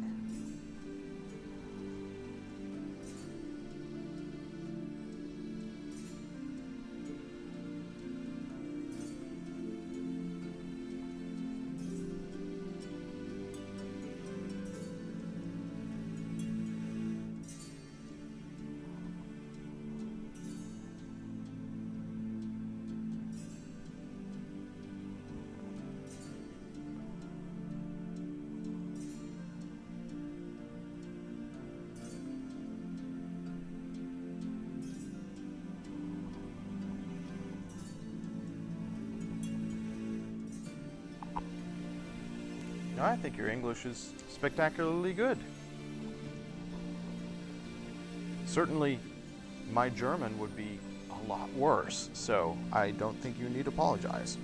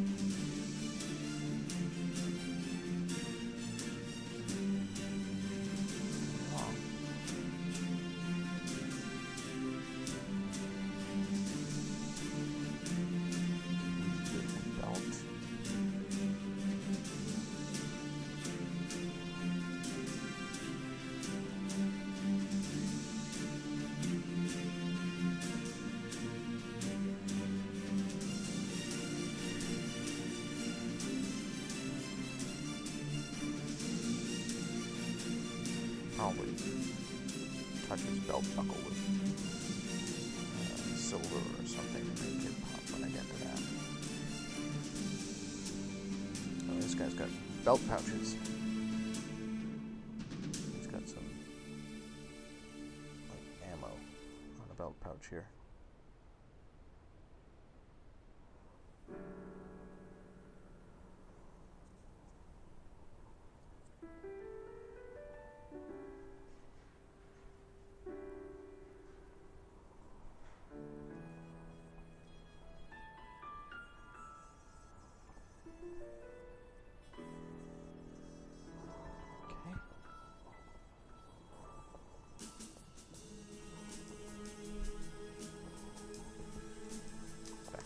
We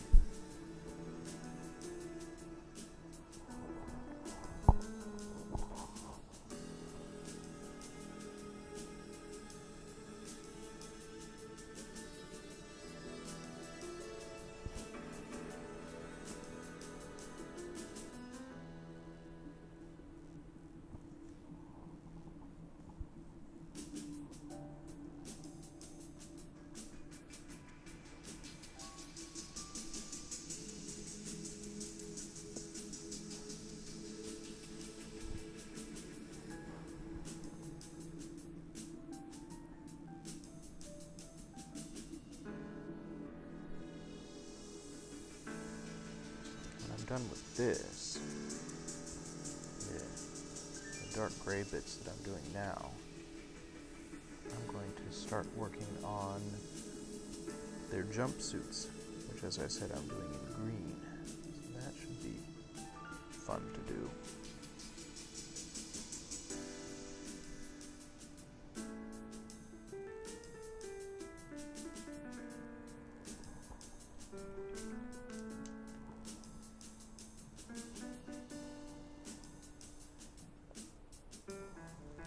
Paint is definitely getting more tacky as I go, which simultaneously makes it easier to work with and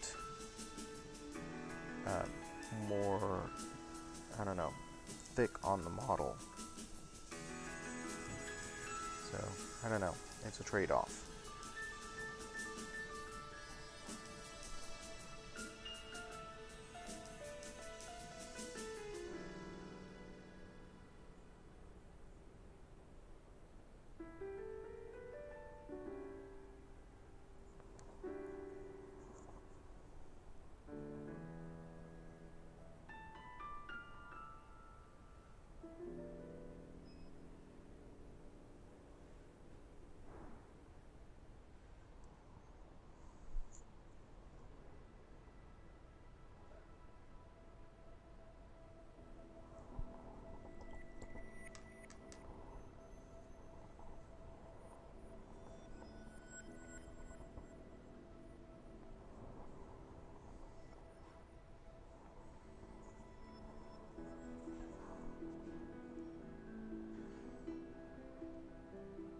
There is so much depth to this game, and it's been around for so long.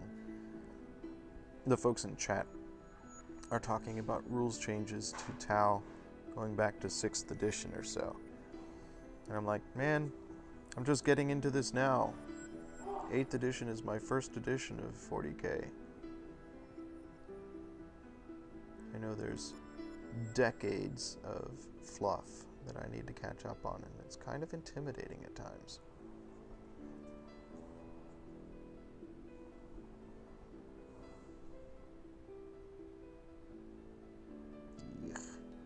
That went on mighty thick. Alright, I need fresh paint.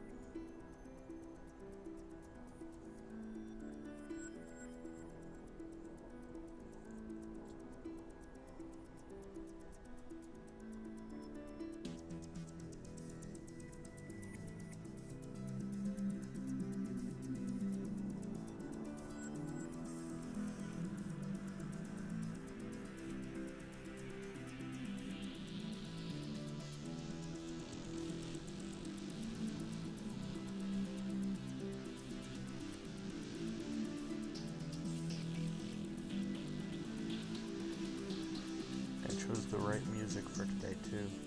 I'm doing something very relaxing. It's nice to have relaxing music to go with it. I know Allie has said she needs energetic, pumping music when she's painting or she'll fall asleep. But for me, painting is a very quiet, contemplative activity. So I find it nice to have quiet, contemplative music.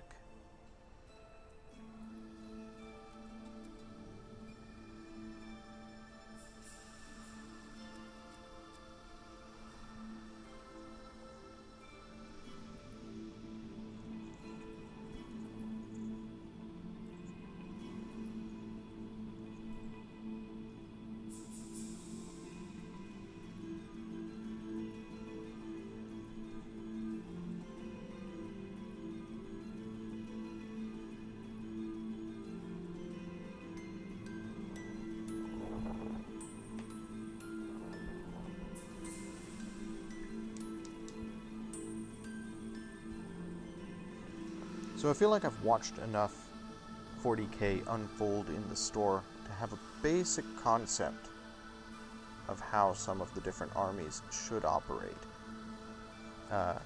Tau, very much a hold them off at a distance and utilize range to their advantage army.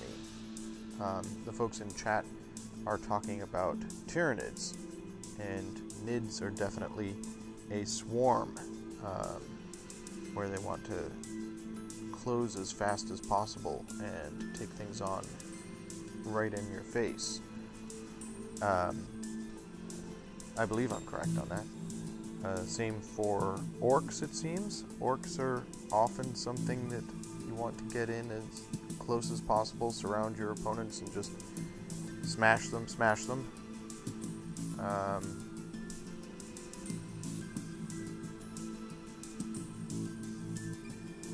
I gather that Space Marines are more sort of general, all-around good, and you can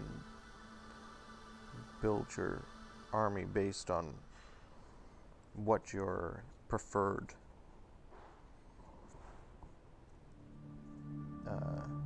play style is.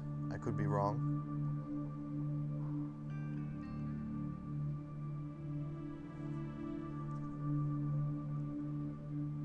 Not super satisfied with the job that I did putting this guy's belt pouches on. They're just sort of floating and not actually attached to his belt in any significant way.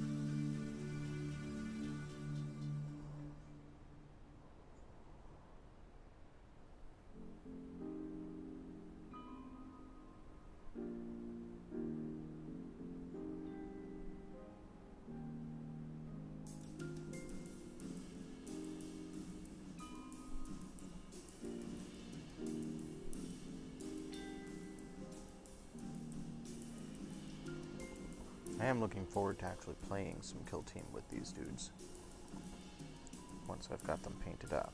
Oh man, there's so much paint on that brush. Okay.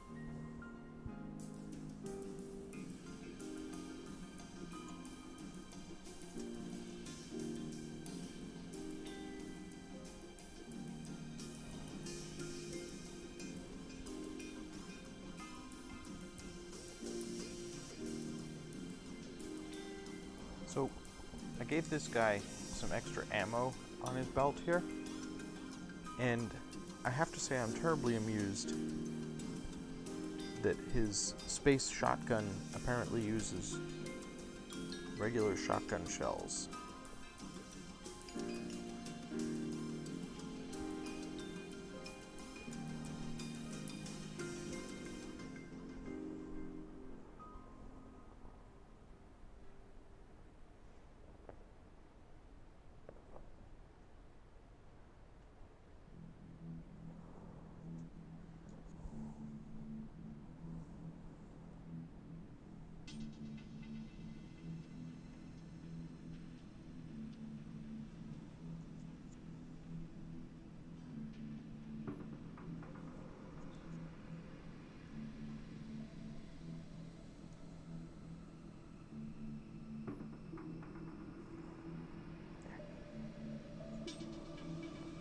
Alright.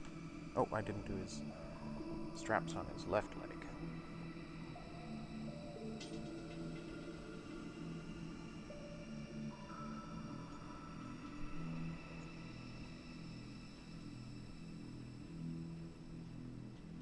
Or her. I'm not gonna ascribe a gender to these aliens.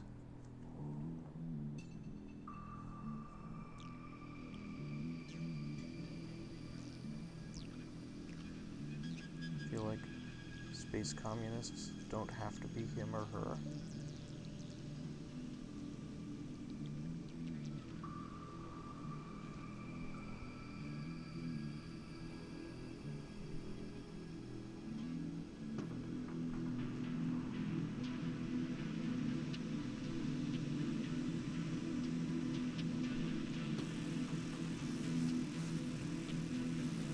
Ultimately, I am satisfied with this color for their trousers.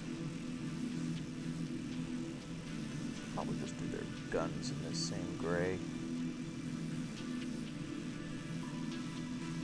This base color for their guns. Oh man, I'm getting sloppy now.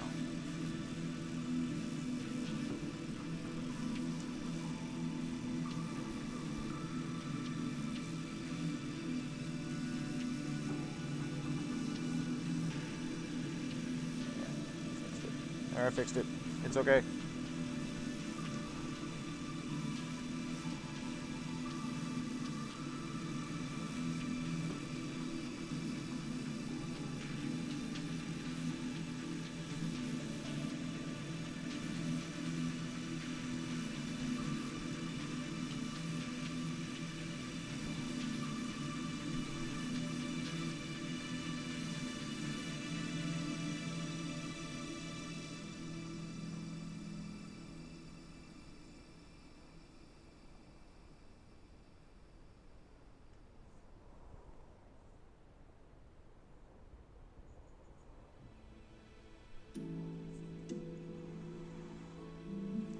gotten enough paint on my fingertips for today.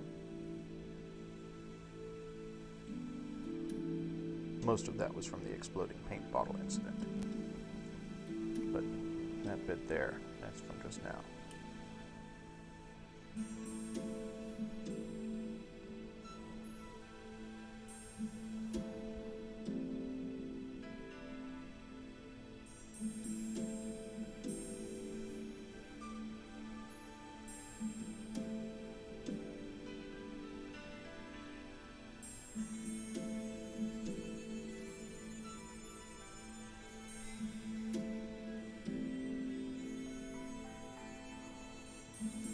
Alright, I think that's everybody's legs.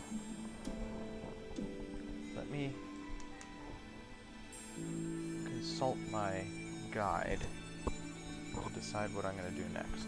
Alright. So here they've done their gloves in the same color as their jumpsuits. So I believe I'm going to do that.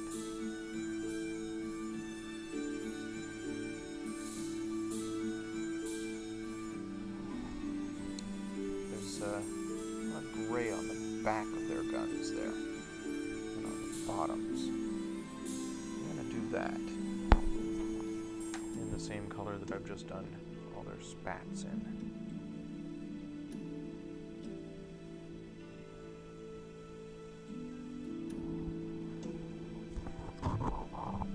Obviously this is just a guide, and I can do it however I want, but yeah.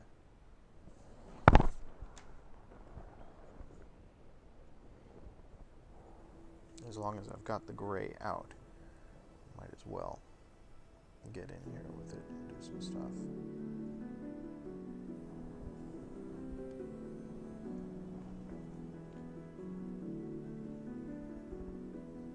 Alright, Allie. Get a nap. Feel better.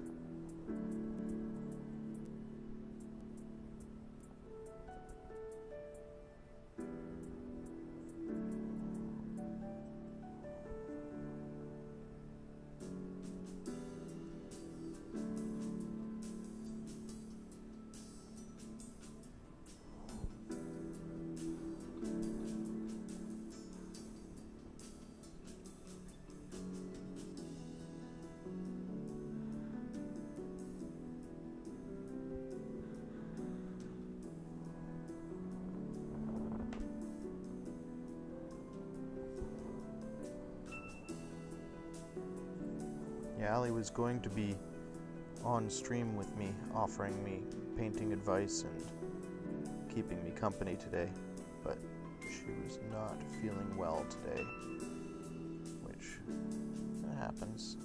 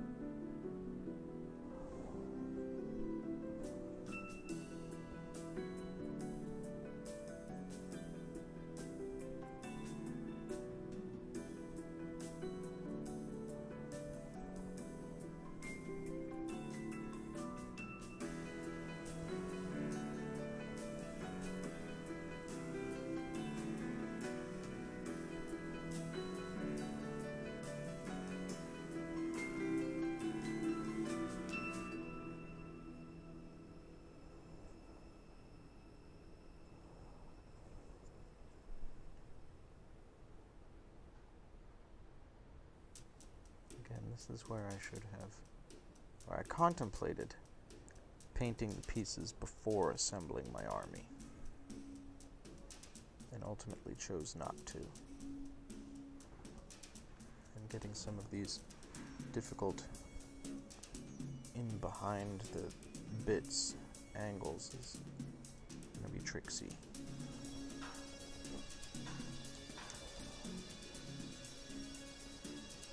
But I was just in too much of a hurry to build.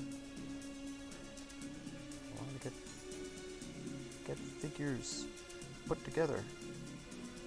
Besides, I've given myself sort of an arbitrary schedule. Where I've said I will have an army constructed, well, not an army, a squad, because kill team. But I will have an army, a squad, painted in 2 weeks' time.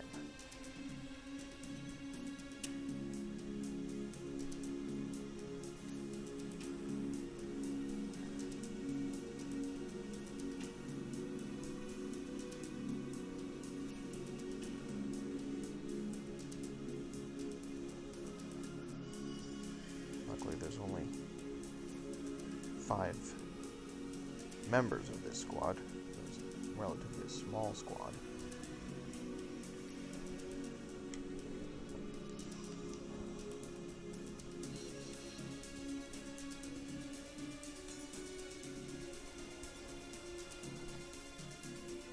But since I made that commitment to myself,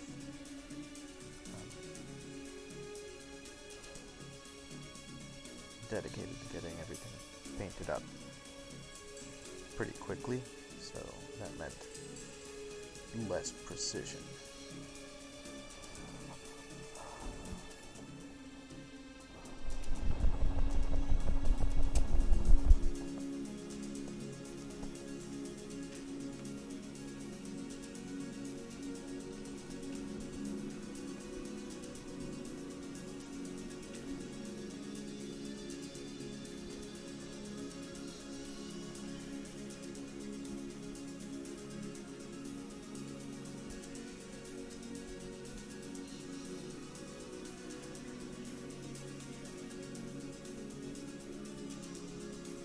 If I was trying to do this to competition level, or, truly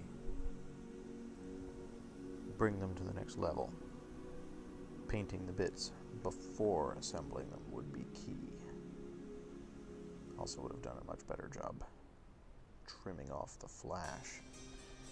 I keep seeing bits of flash here and there, and I'm like, oh man, I could have done better at that. But that's fine. Everything's fine.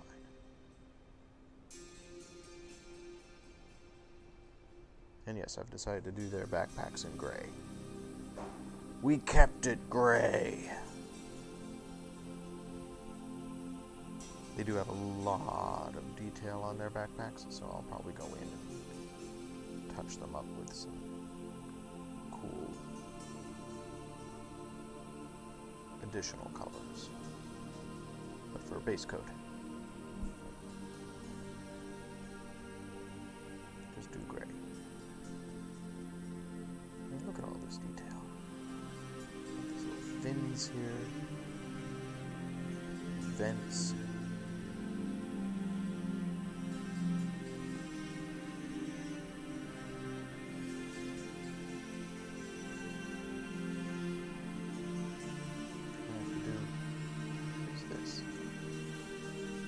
Bonus stream. I don't think I'm going to get as much done in the 4 hours I had allotted myself today as I had hoped. But I guess that's miniature painting for you. A little more time consuming than you'd think.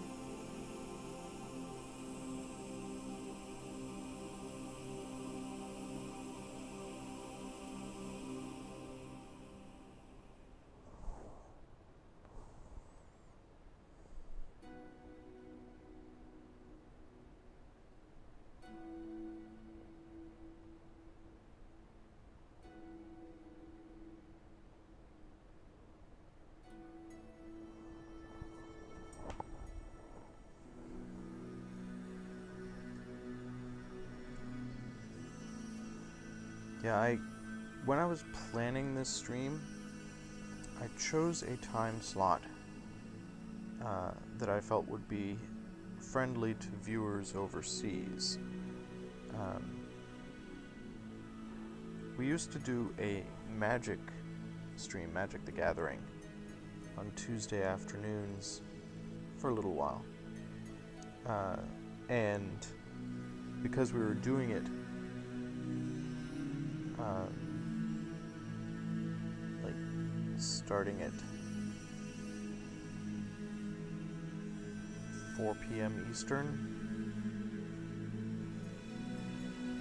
we had people tuning in from the UK and from Sweden.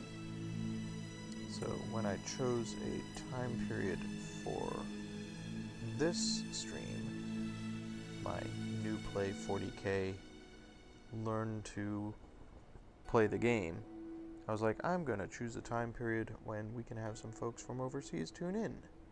So I'm glad that worked out, even if it is like 9 p.m. there. But thank you so much for the follow. Glad you could join me. Go ahead and get some sleep, and maybe I'll see you next week when I'll be doing the finer details on these same guys. Adding all sorts of fun little bits.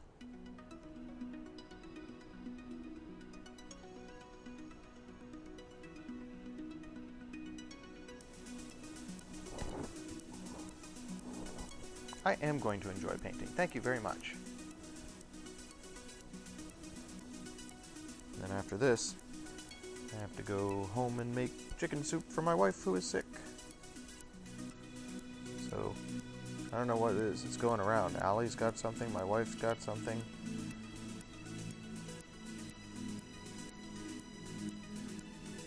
I don't have time to be sick.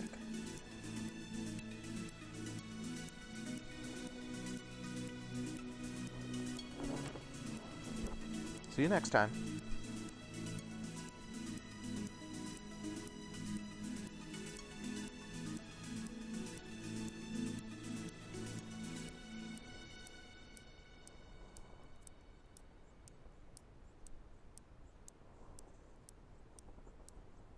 I feel like there's a lot of cool detail on these backpacks. So just painting them gray is like a travesty. I really have to come up with a plan. Add some pop to these. Like some of these things could be lights.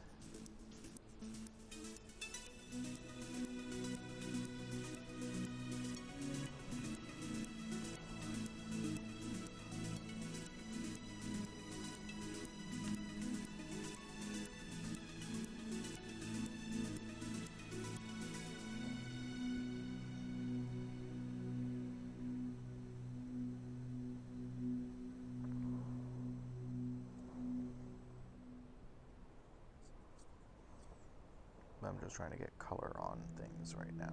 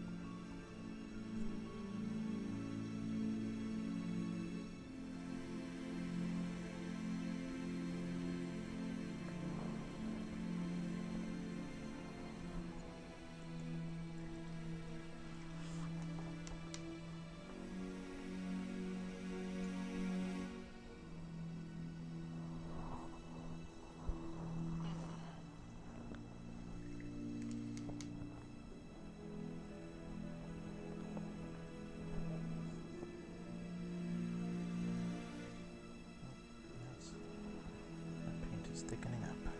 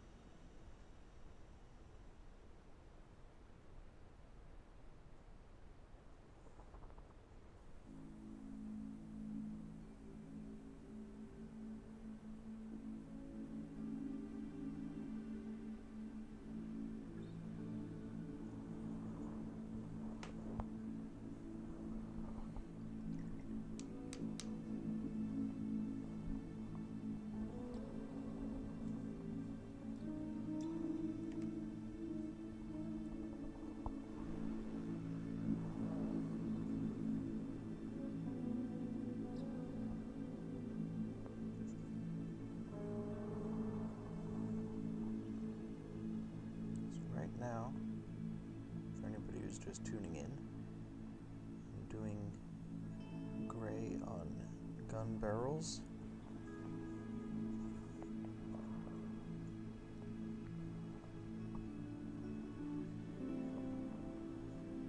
Getting ready for the first real pop of color. I'm going to be putting on these models, which is my next step.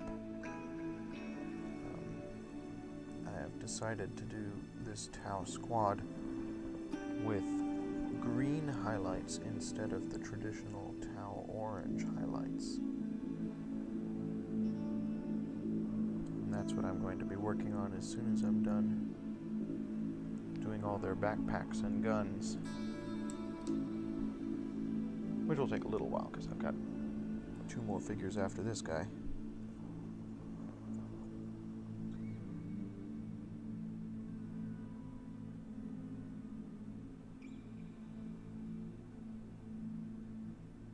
And these backpacks, oh man, I need to do some research. I need to look at how some other folks have painted these things. Give me some ideas. Because just looking at them, you see all these fine details that are sculpted into them, and you're like, oh, that's... You don't want to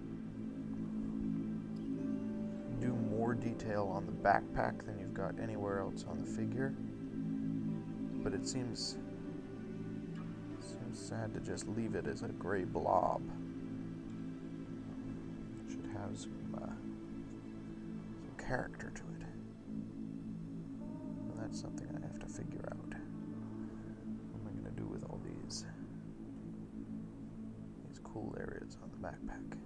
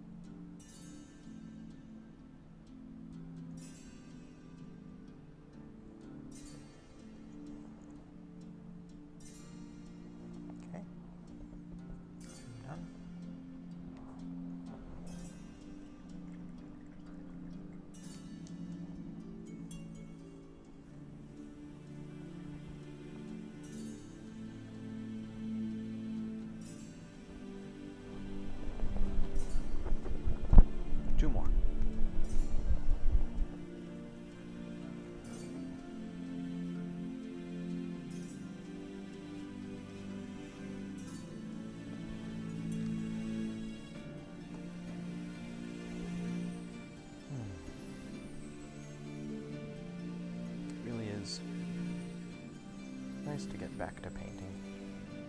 I haven't done any painting in far, far too long.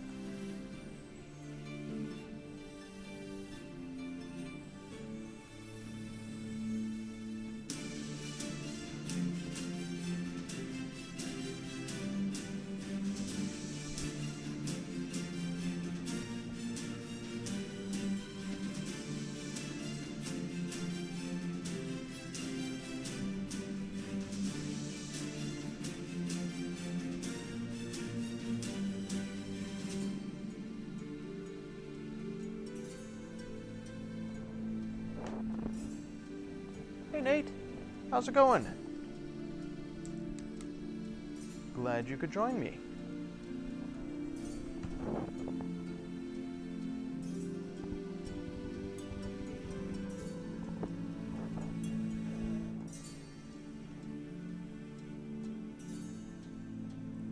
So Nate points out that because I'm doing Tau, I'm not locked into a particular color pattern, which is nice.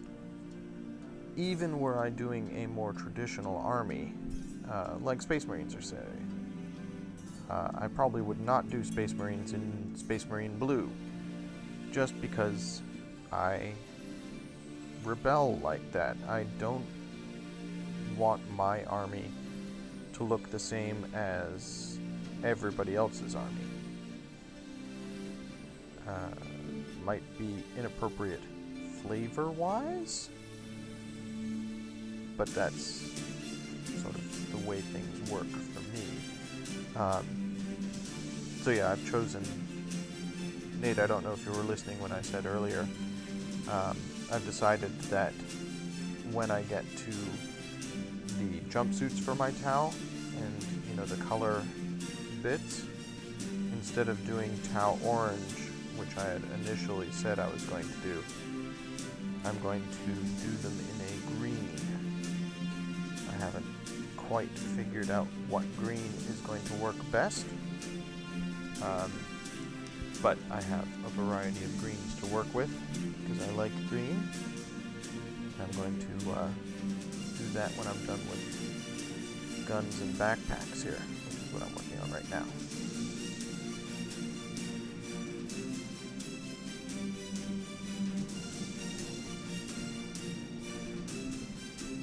I know, Nate, you have a number of your Tau done in blues and purples, which looks really cool. But I seem to recall, and you can correct me if I'm wrong on this, that the purple bits on your Tau are primarily the armor bits, so like helmets, chest plates, the armor pads, all that stuff is in purple. I could be wrong though, I could be recalling incorrectly.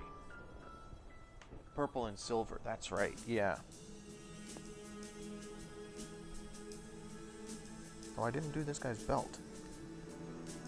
Oh, I guess I did, just not as dark now as it was when I did it. There we go.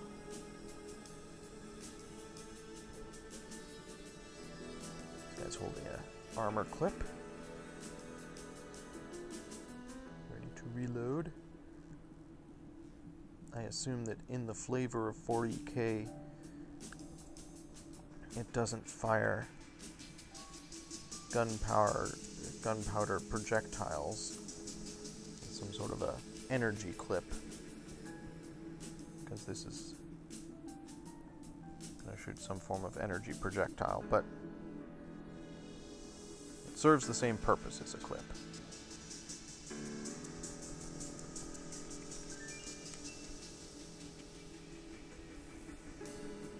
Or magazine, as it were.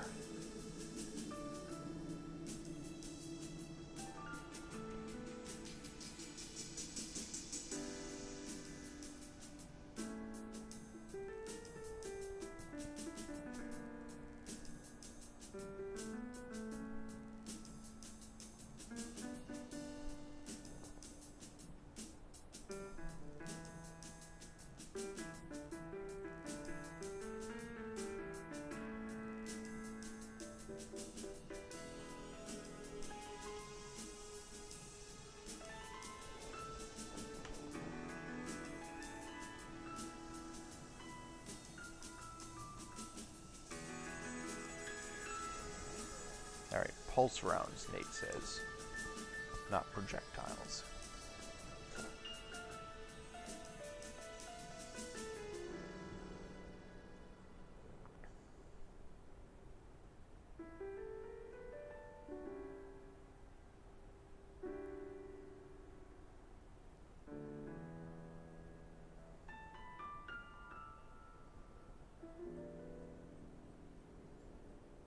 And yeah, Nate says the highlights determine what sept they are a member of. I have not done any research on that whatsoever, so I'm just going to paint them how I think they look coolest, and then figure out sept or anything like that later. before I actually play with them, I need to figure out more flavor for my squad. Need to give them names and determine their full loadouts and stuff like that. Because that's sort of the thing with Kill Team, is each individual member of the squad actually has some unique traits.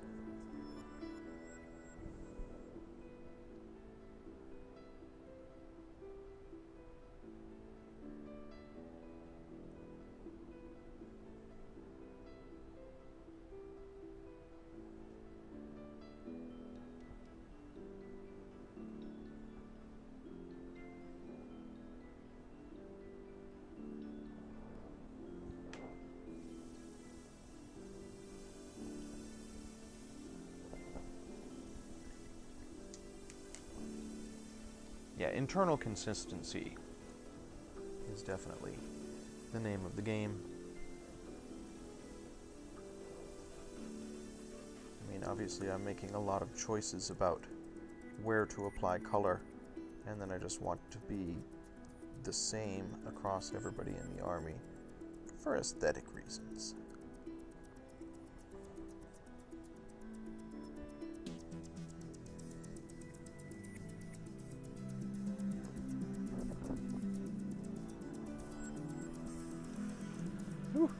Tap the camera again.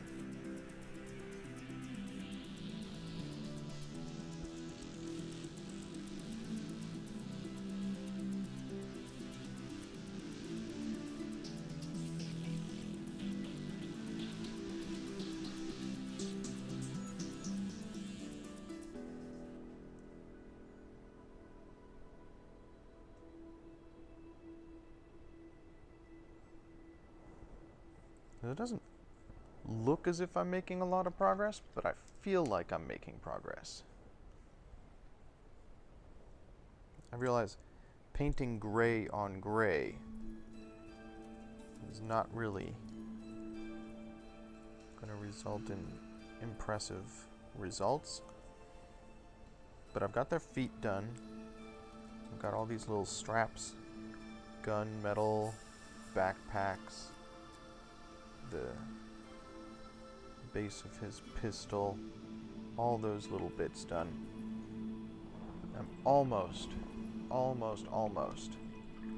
to the green, and when that starts going on, they're really going to start coming to life.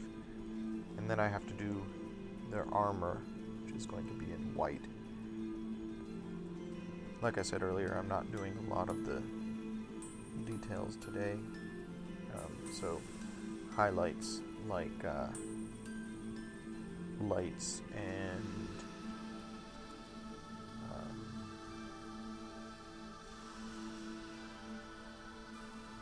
all the smaller details I'm going to be doing on next week's stream, because next week's stream is all washes and dry brushing and fine detail work to really make these guys pop.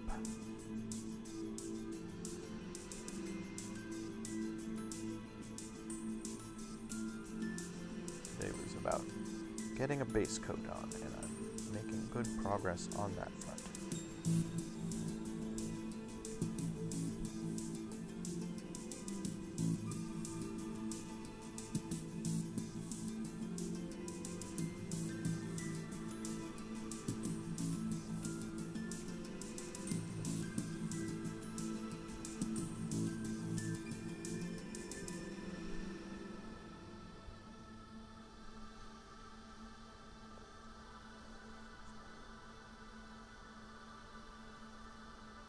And of course, as with any stream, a lot of chatting with you folks.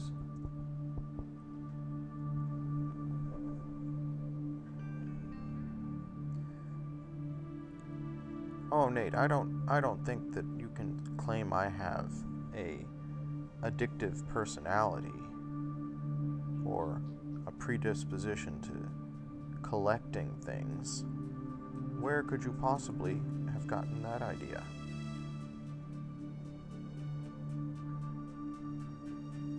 Like, is it related to the fact that I had to forcibly wean myself of caffeine because I was up to 4 cups a day just to wake up in the morning?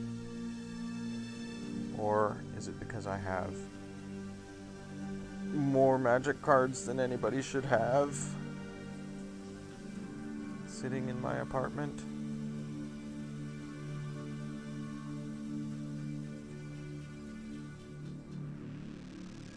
I do have a vast magic card collection. Amanda and I were cleaning the living room yesterday, and we were trying to figure out,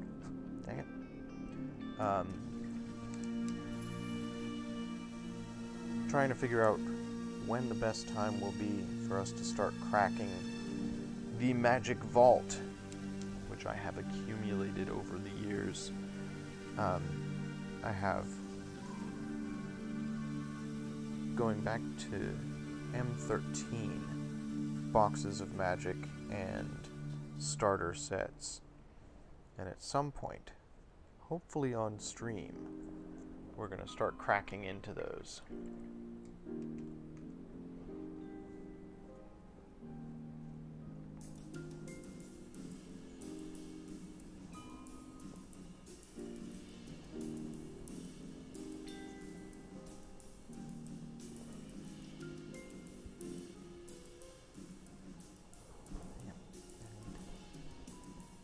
Precision here.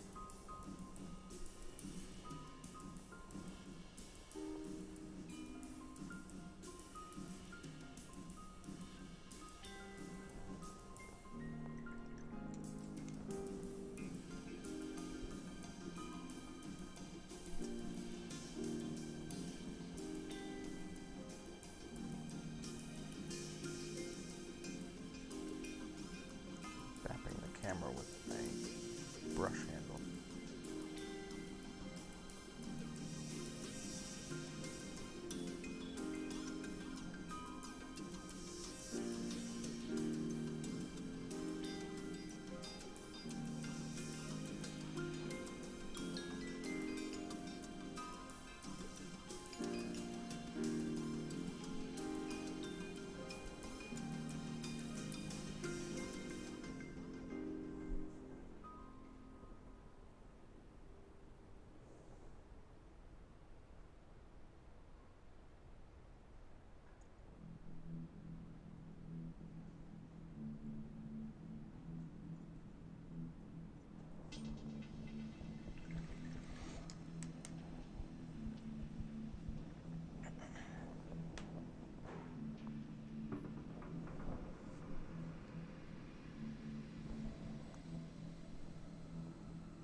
The advantage, Nate, to working at the hobby store. Okay, so the disadvantage is, yes, like 50% of my paycheck goes towards toys. The advantage is, I do get a small discount.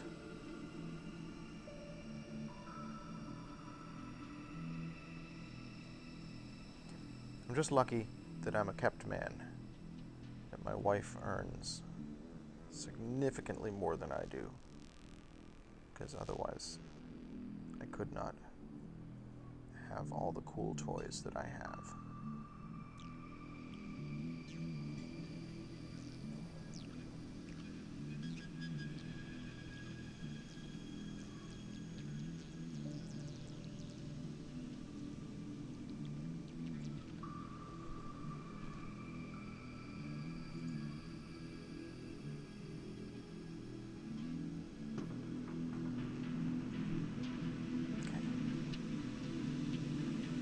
About that.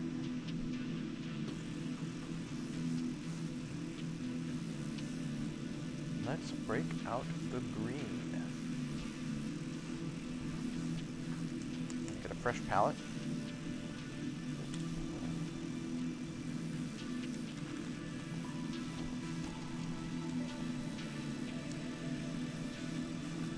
And let's think about greens. I think lime green is too bright. Olive green or yellow green? I think I probably want to go with darker green.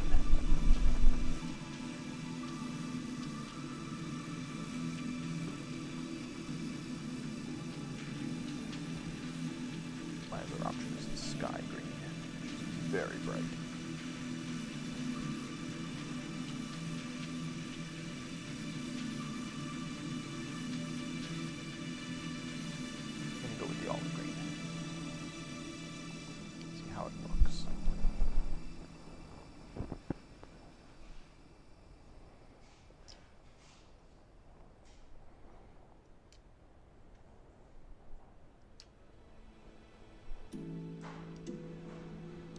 Looking at my guide, I'm using these illustrations from the Kill Team box as sort of a guide.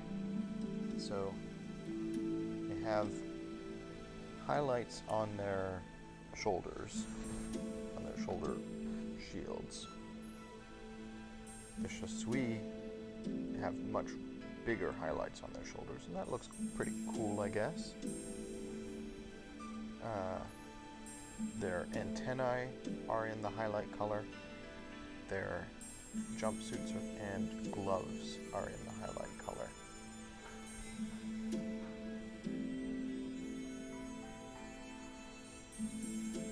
So let's see.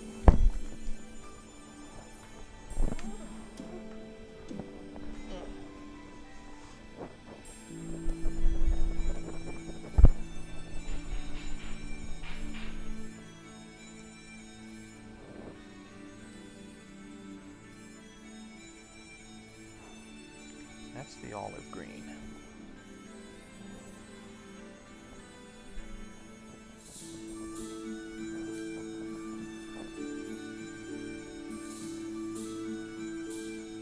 Let's get an idea what it looks like. I'll start applying that here.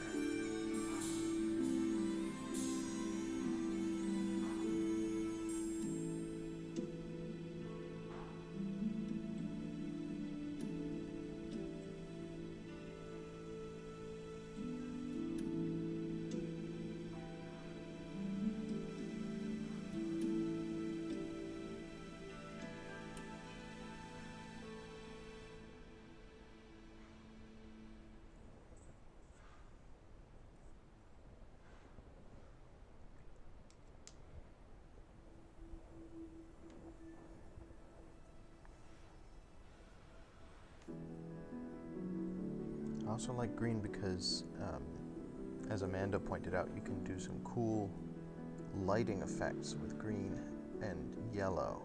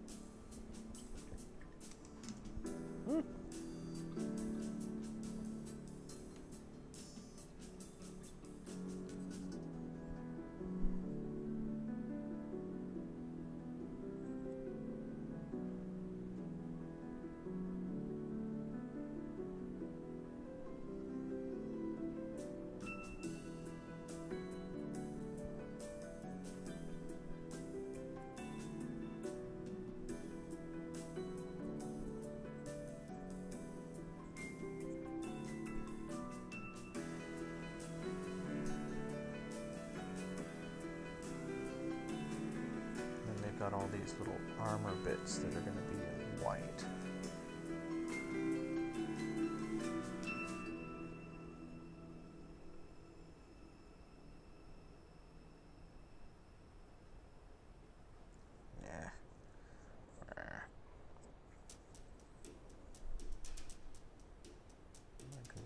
Is not perfect. There we go. That looks a little better.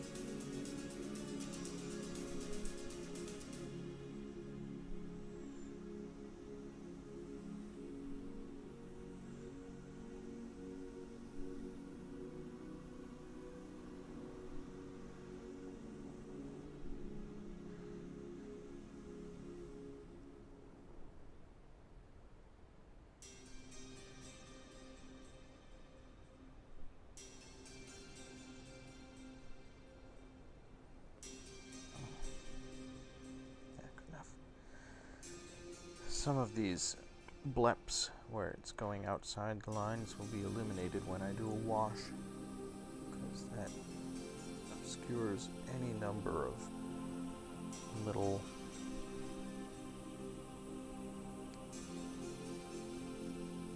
overages.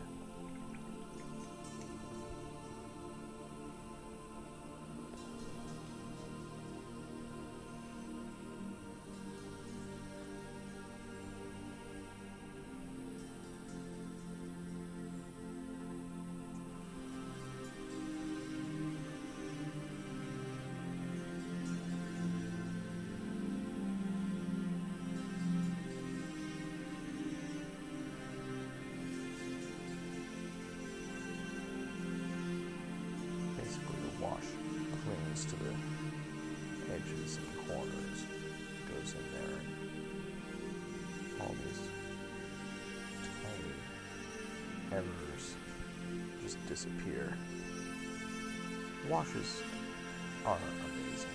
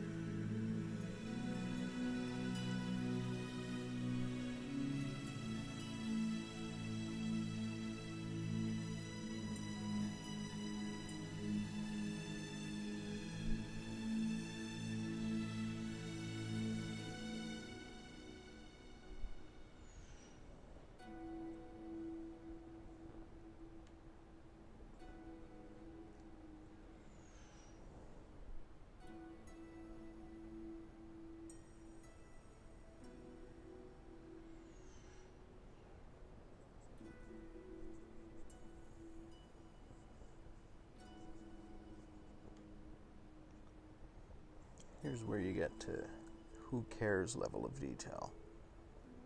How much do I care about getting in underneath his shoulder pad?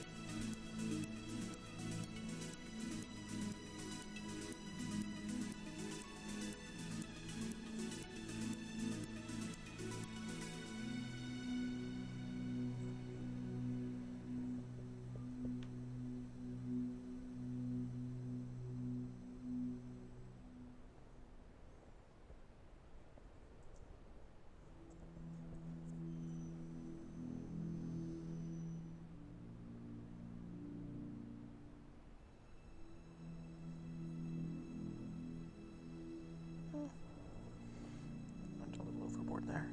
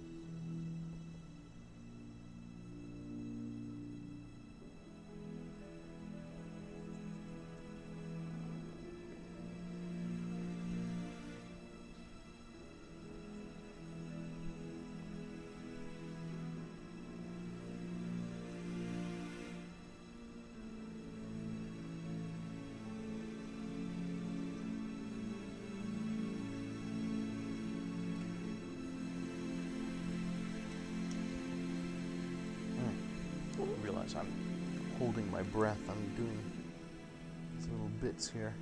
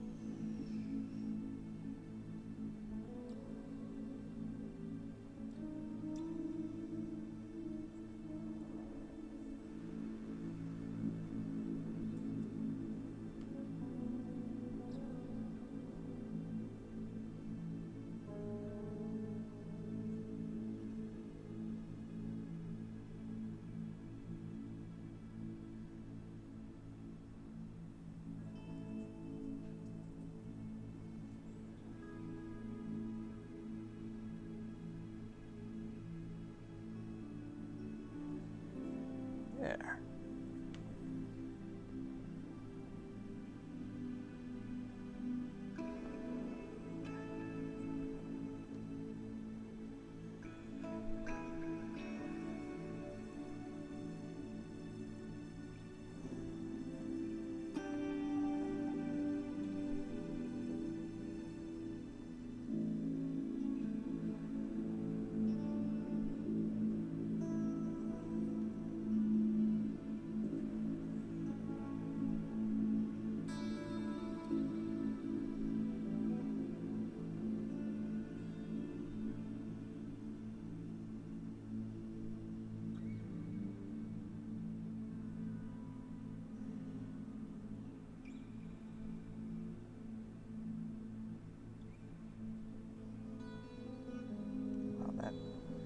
Got a lot of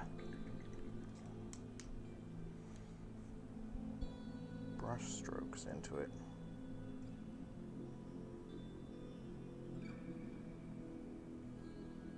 That's a little better.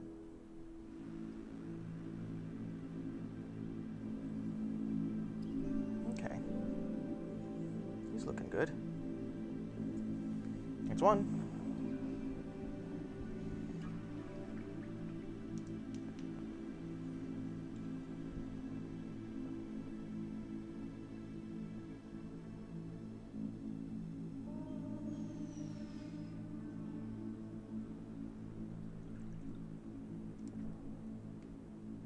Adding a little bit of water because paint was definitely thickening up pretty fast there. Probably got out too much paint, but that's fine.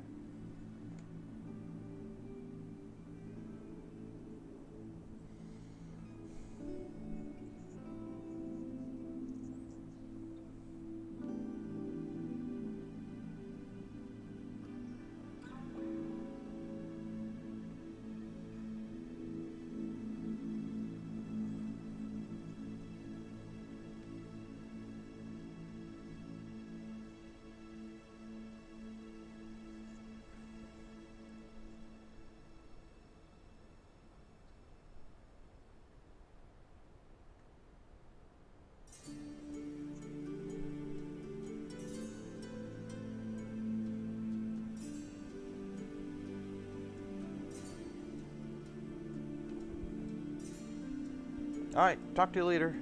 See you, Nate.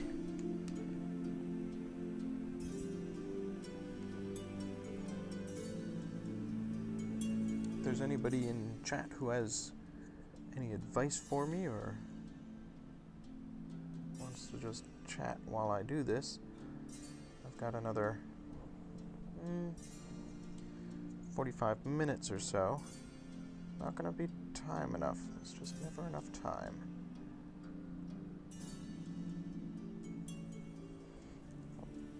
Probably get most of the jumpsuits done in that time, but I'm not going to get to the white.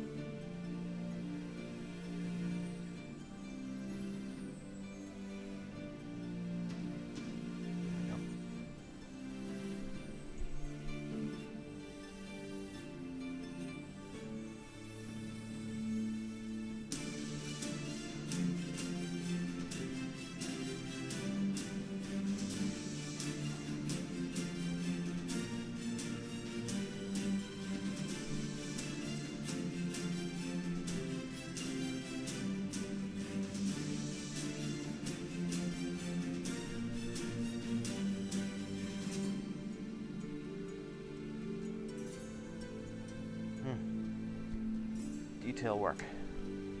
I mean, this isn't even the most intense bits. This is just getting base coat on, but I can feel myself falling into that deep concentration. That's what I meant about the Zen state of painting. It's holding your breath, taking deep breaths, trying to get the finest lines done.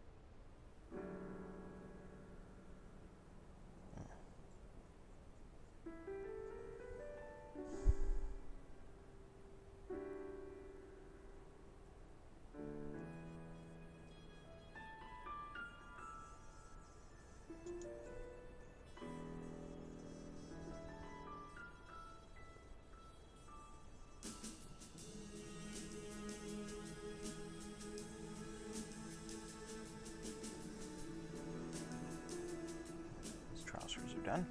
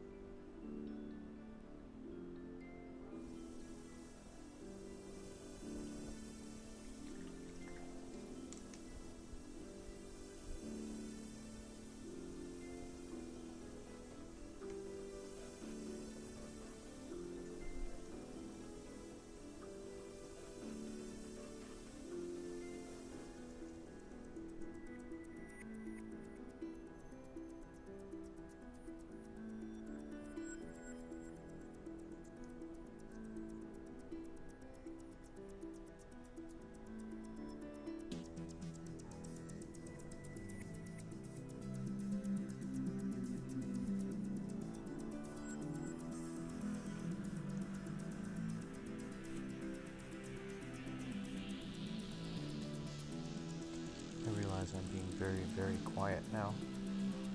I'm sort of intent on getting the paint where I want it to go. Means concentrating a lot more now.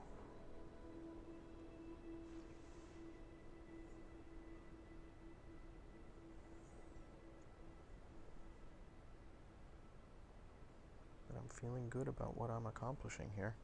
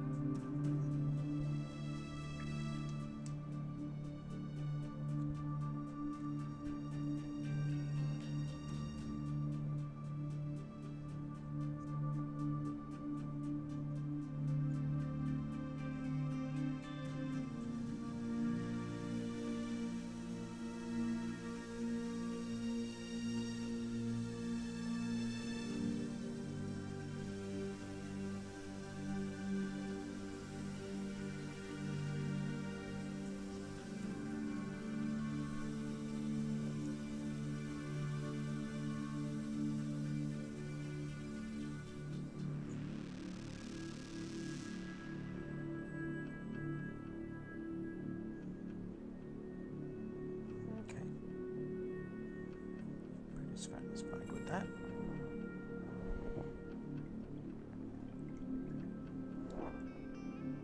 $425. If I'm going to apply any white to anybody, I'm going to need to do that in the next half hour or so. So I'm going to do trousers and other green bits on this unit commander, and then I'm going to try and get some of the white done, just so that I can get an idea how these guys are going to look when they're done.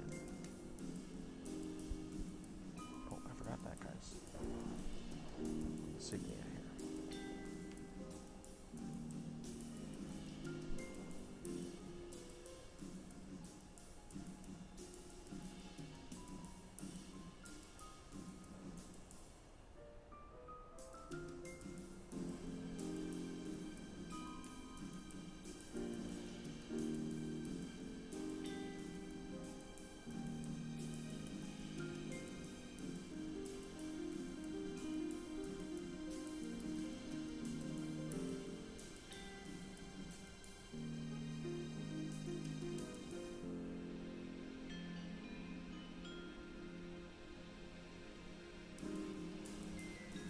Not bad.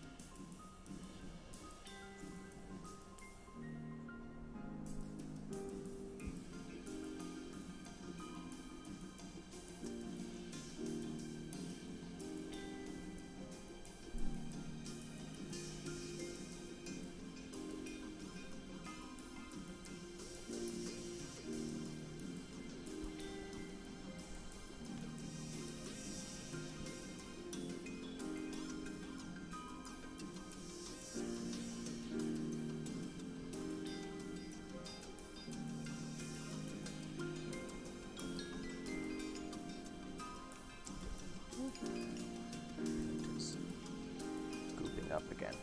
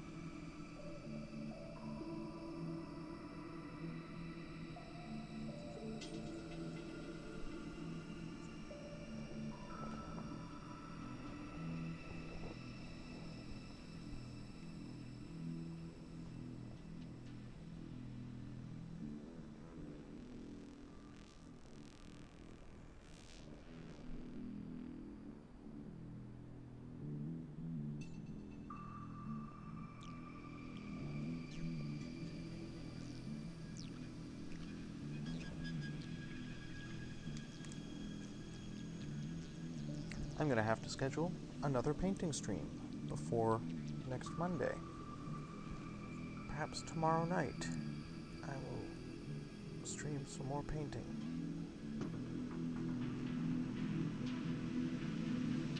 Because I am not going to get the base coating done on any of these guys today, and I haven't even touched the drones, one of whom needs to be repaired.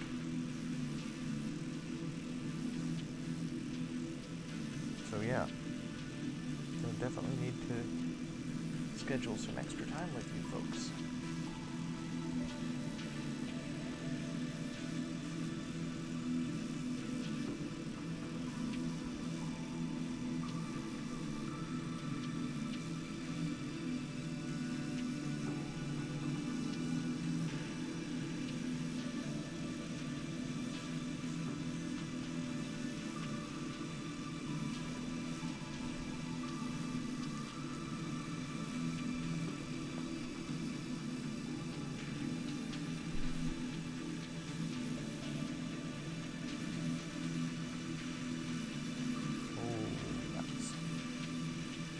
Outside the lines.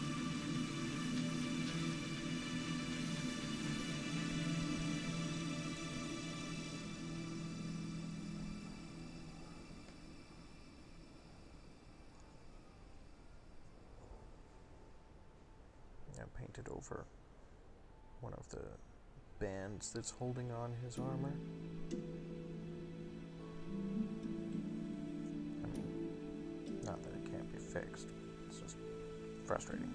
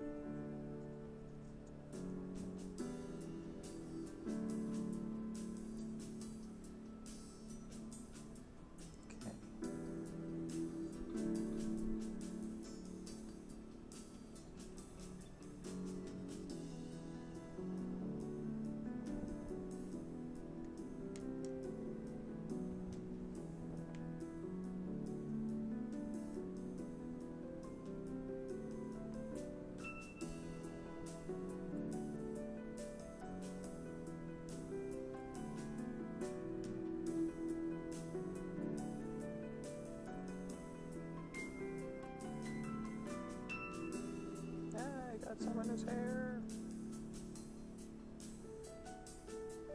Doesn't matter because his hair was going to be the last piece that I did anyways.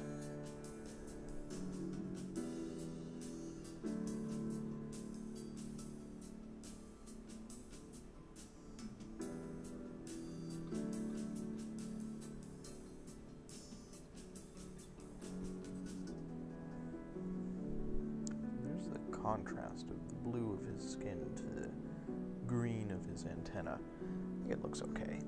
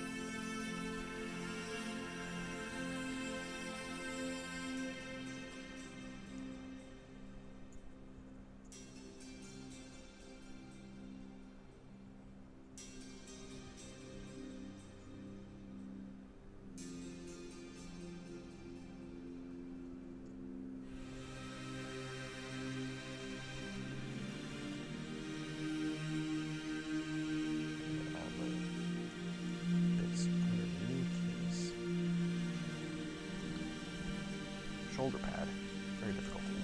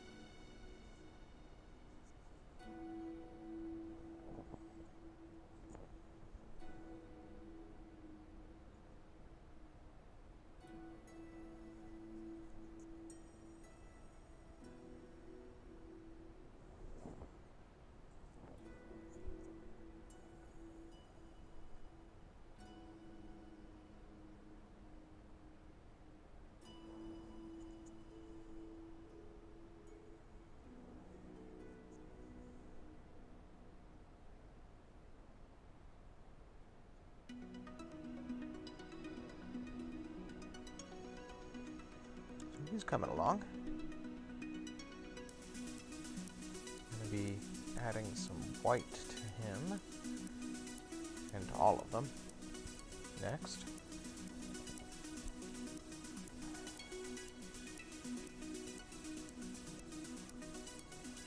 But I'm really quite happy with what I've been able to accomplish so far.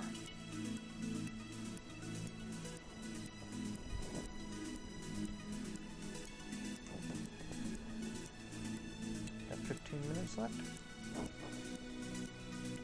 See if I can apply some green to 2 more guys. Or I can just pick a guy up by the wet paint and smudge it everywhere. Okay.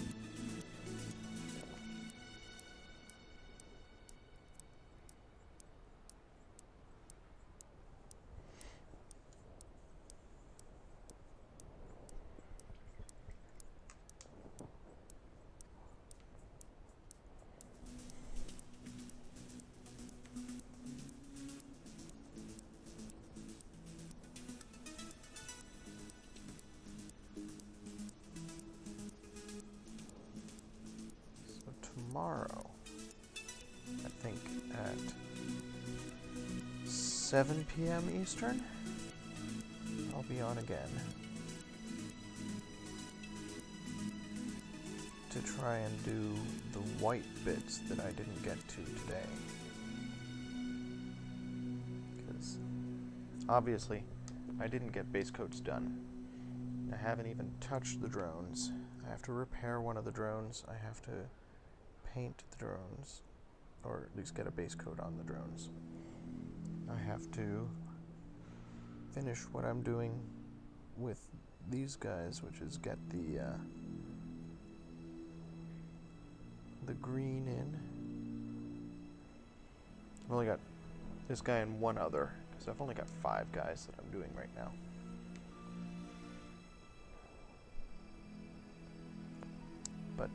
4 hours was inadequate time to do what I wanted to be able to do today. It's alright. It gives me an idea of how long this sort of thing takes, especially when I'm doing it on stream. It's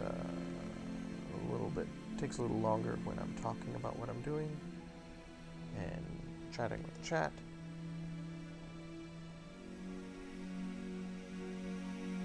So this gives me a good benchmark to go from. I got most of the base coat done, except for the white armor on 3 of my 5 guys.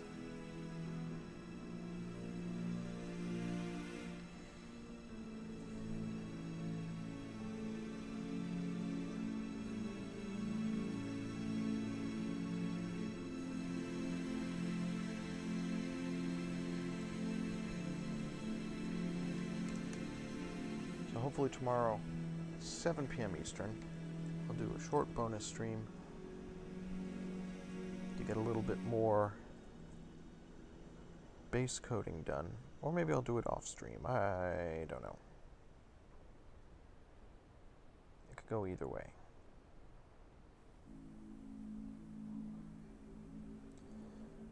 And next Monday, at 4 p.m. Eastern, or I'm sorry, at 1 p.m. Eastern, I'll start doing the finer details on these folks. Get the really cool stuff done, which is washes and little lights and point details. So, I hope you folks will join me then. Before then, on Friday at 7:30 Eastern, we'll have our regular board game stream. I don't even know what we're playing on our regular board game stream this Friday at 7:30 p.m. So, tune in and be surprised. It'll be something cool. So that's Tuesday, 7 p.m. Eastern, finishing these guys up. Friday, 7:30 p.m. Eastern, doing a little bit more, board gaming. And next Monday, 1 p.m. Eastern, fine details of these guys. Then the Monday after that is the Monday that we're actually going to play. Should be me and Allie are going to play Kill Team on stream, and I'll get a chance to actually see how these guys work as a squad. I'm looking forward to that.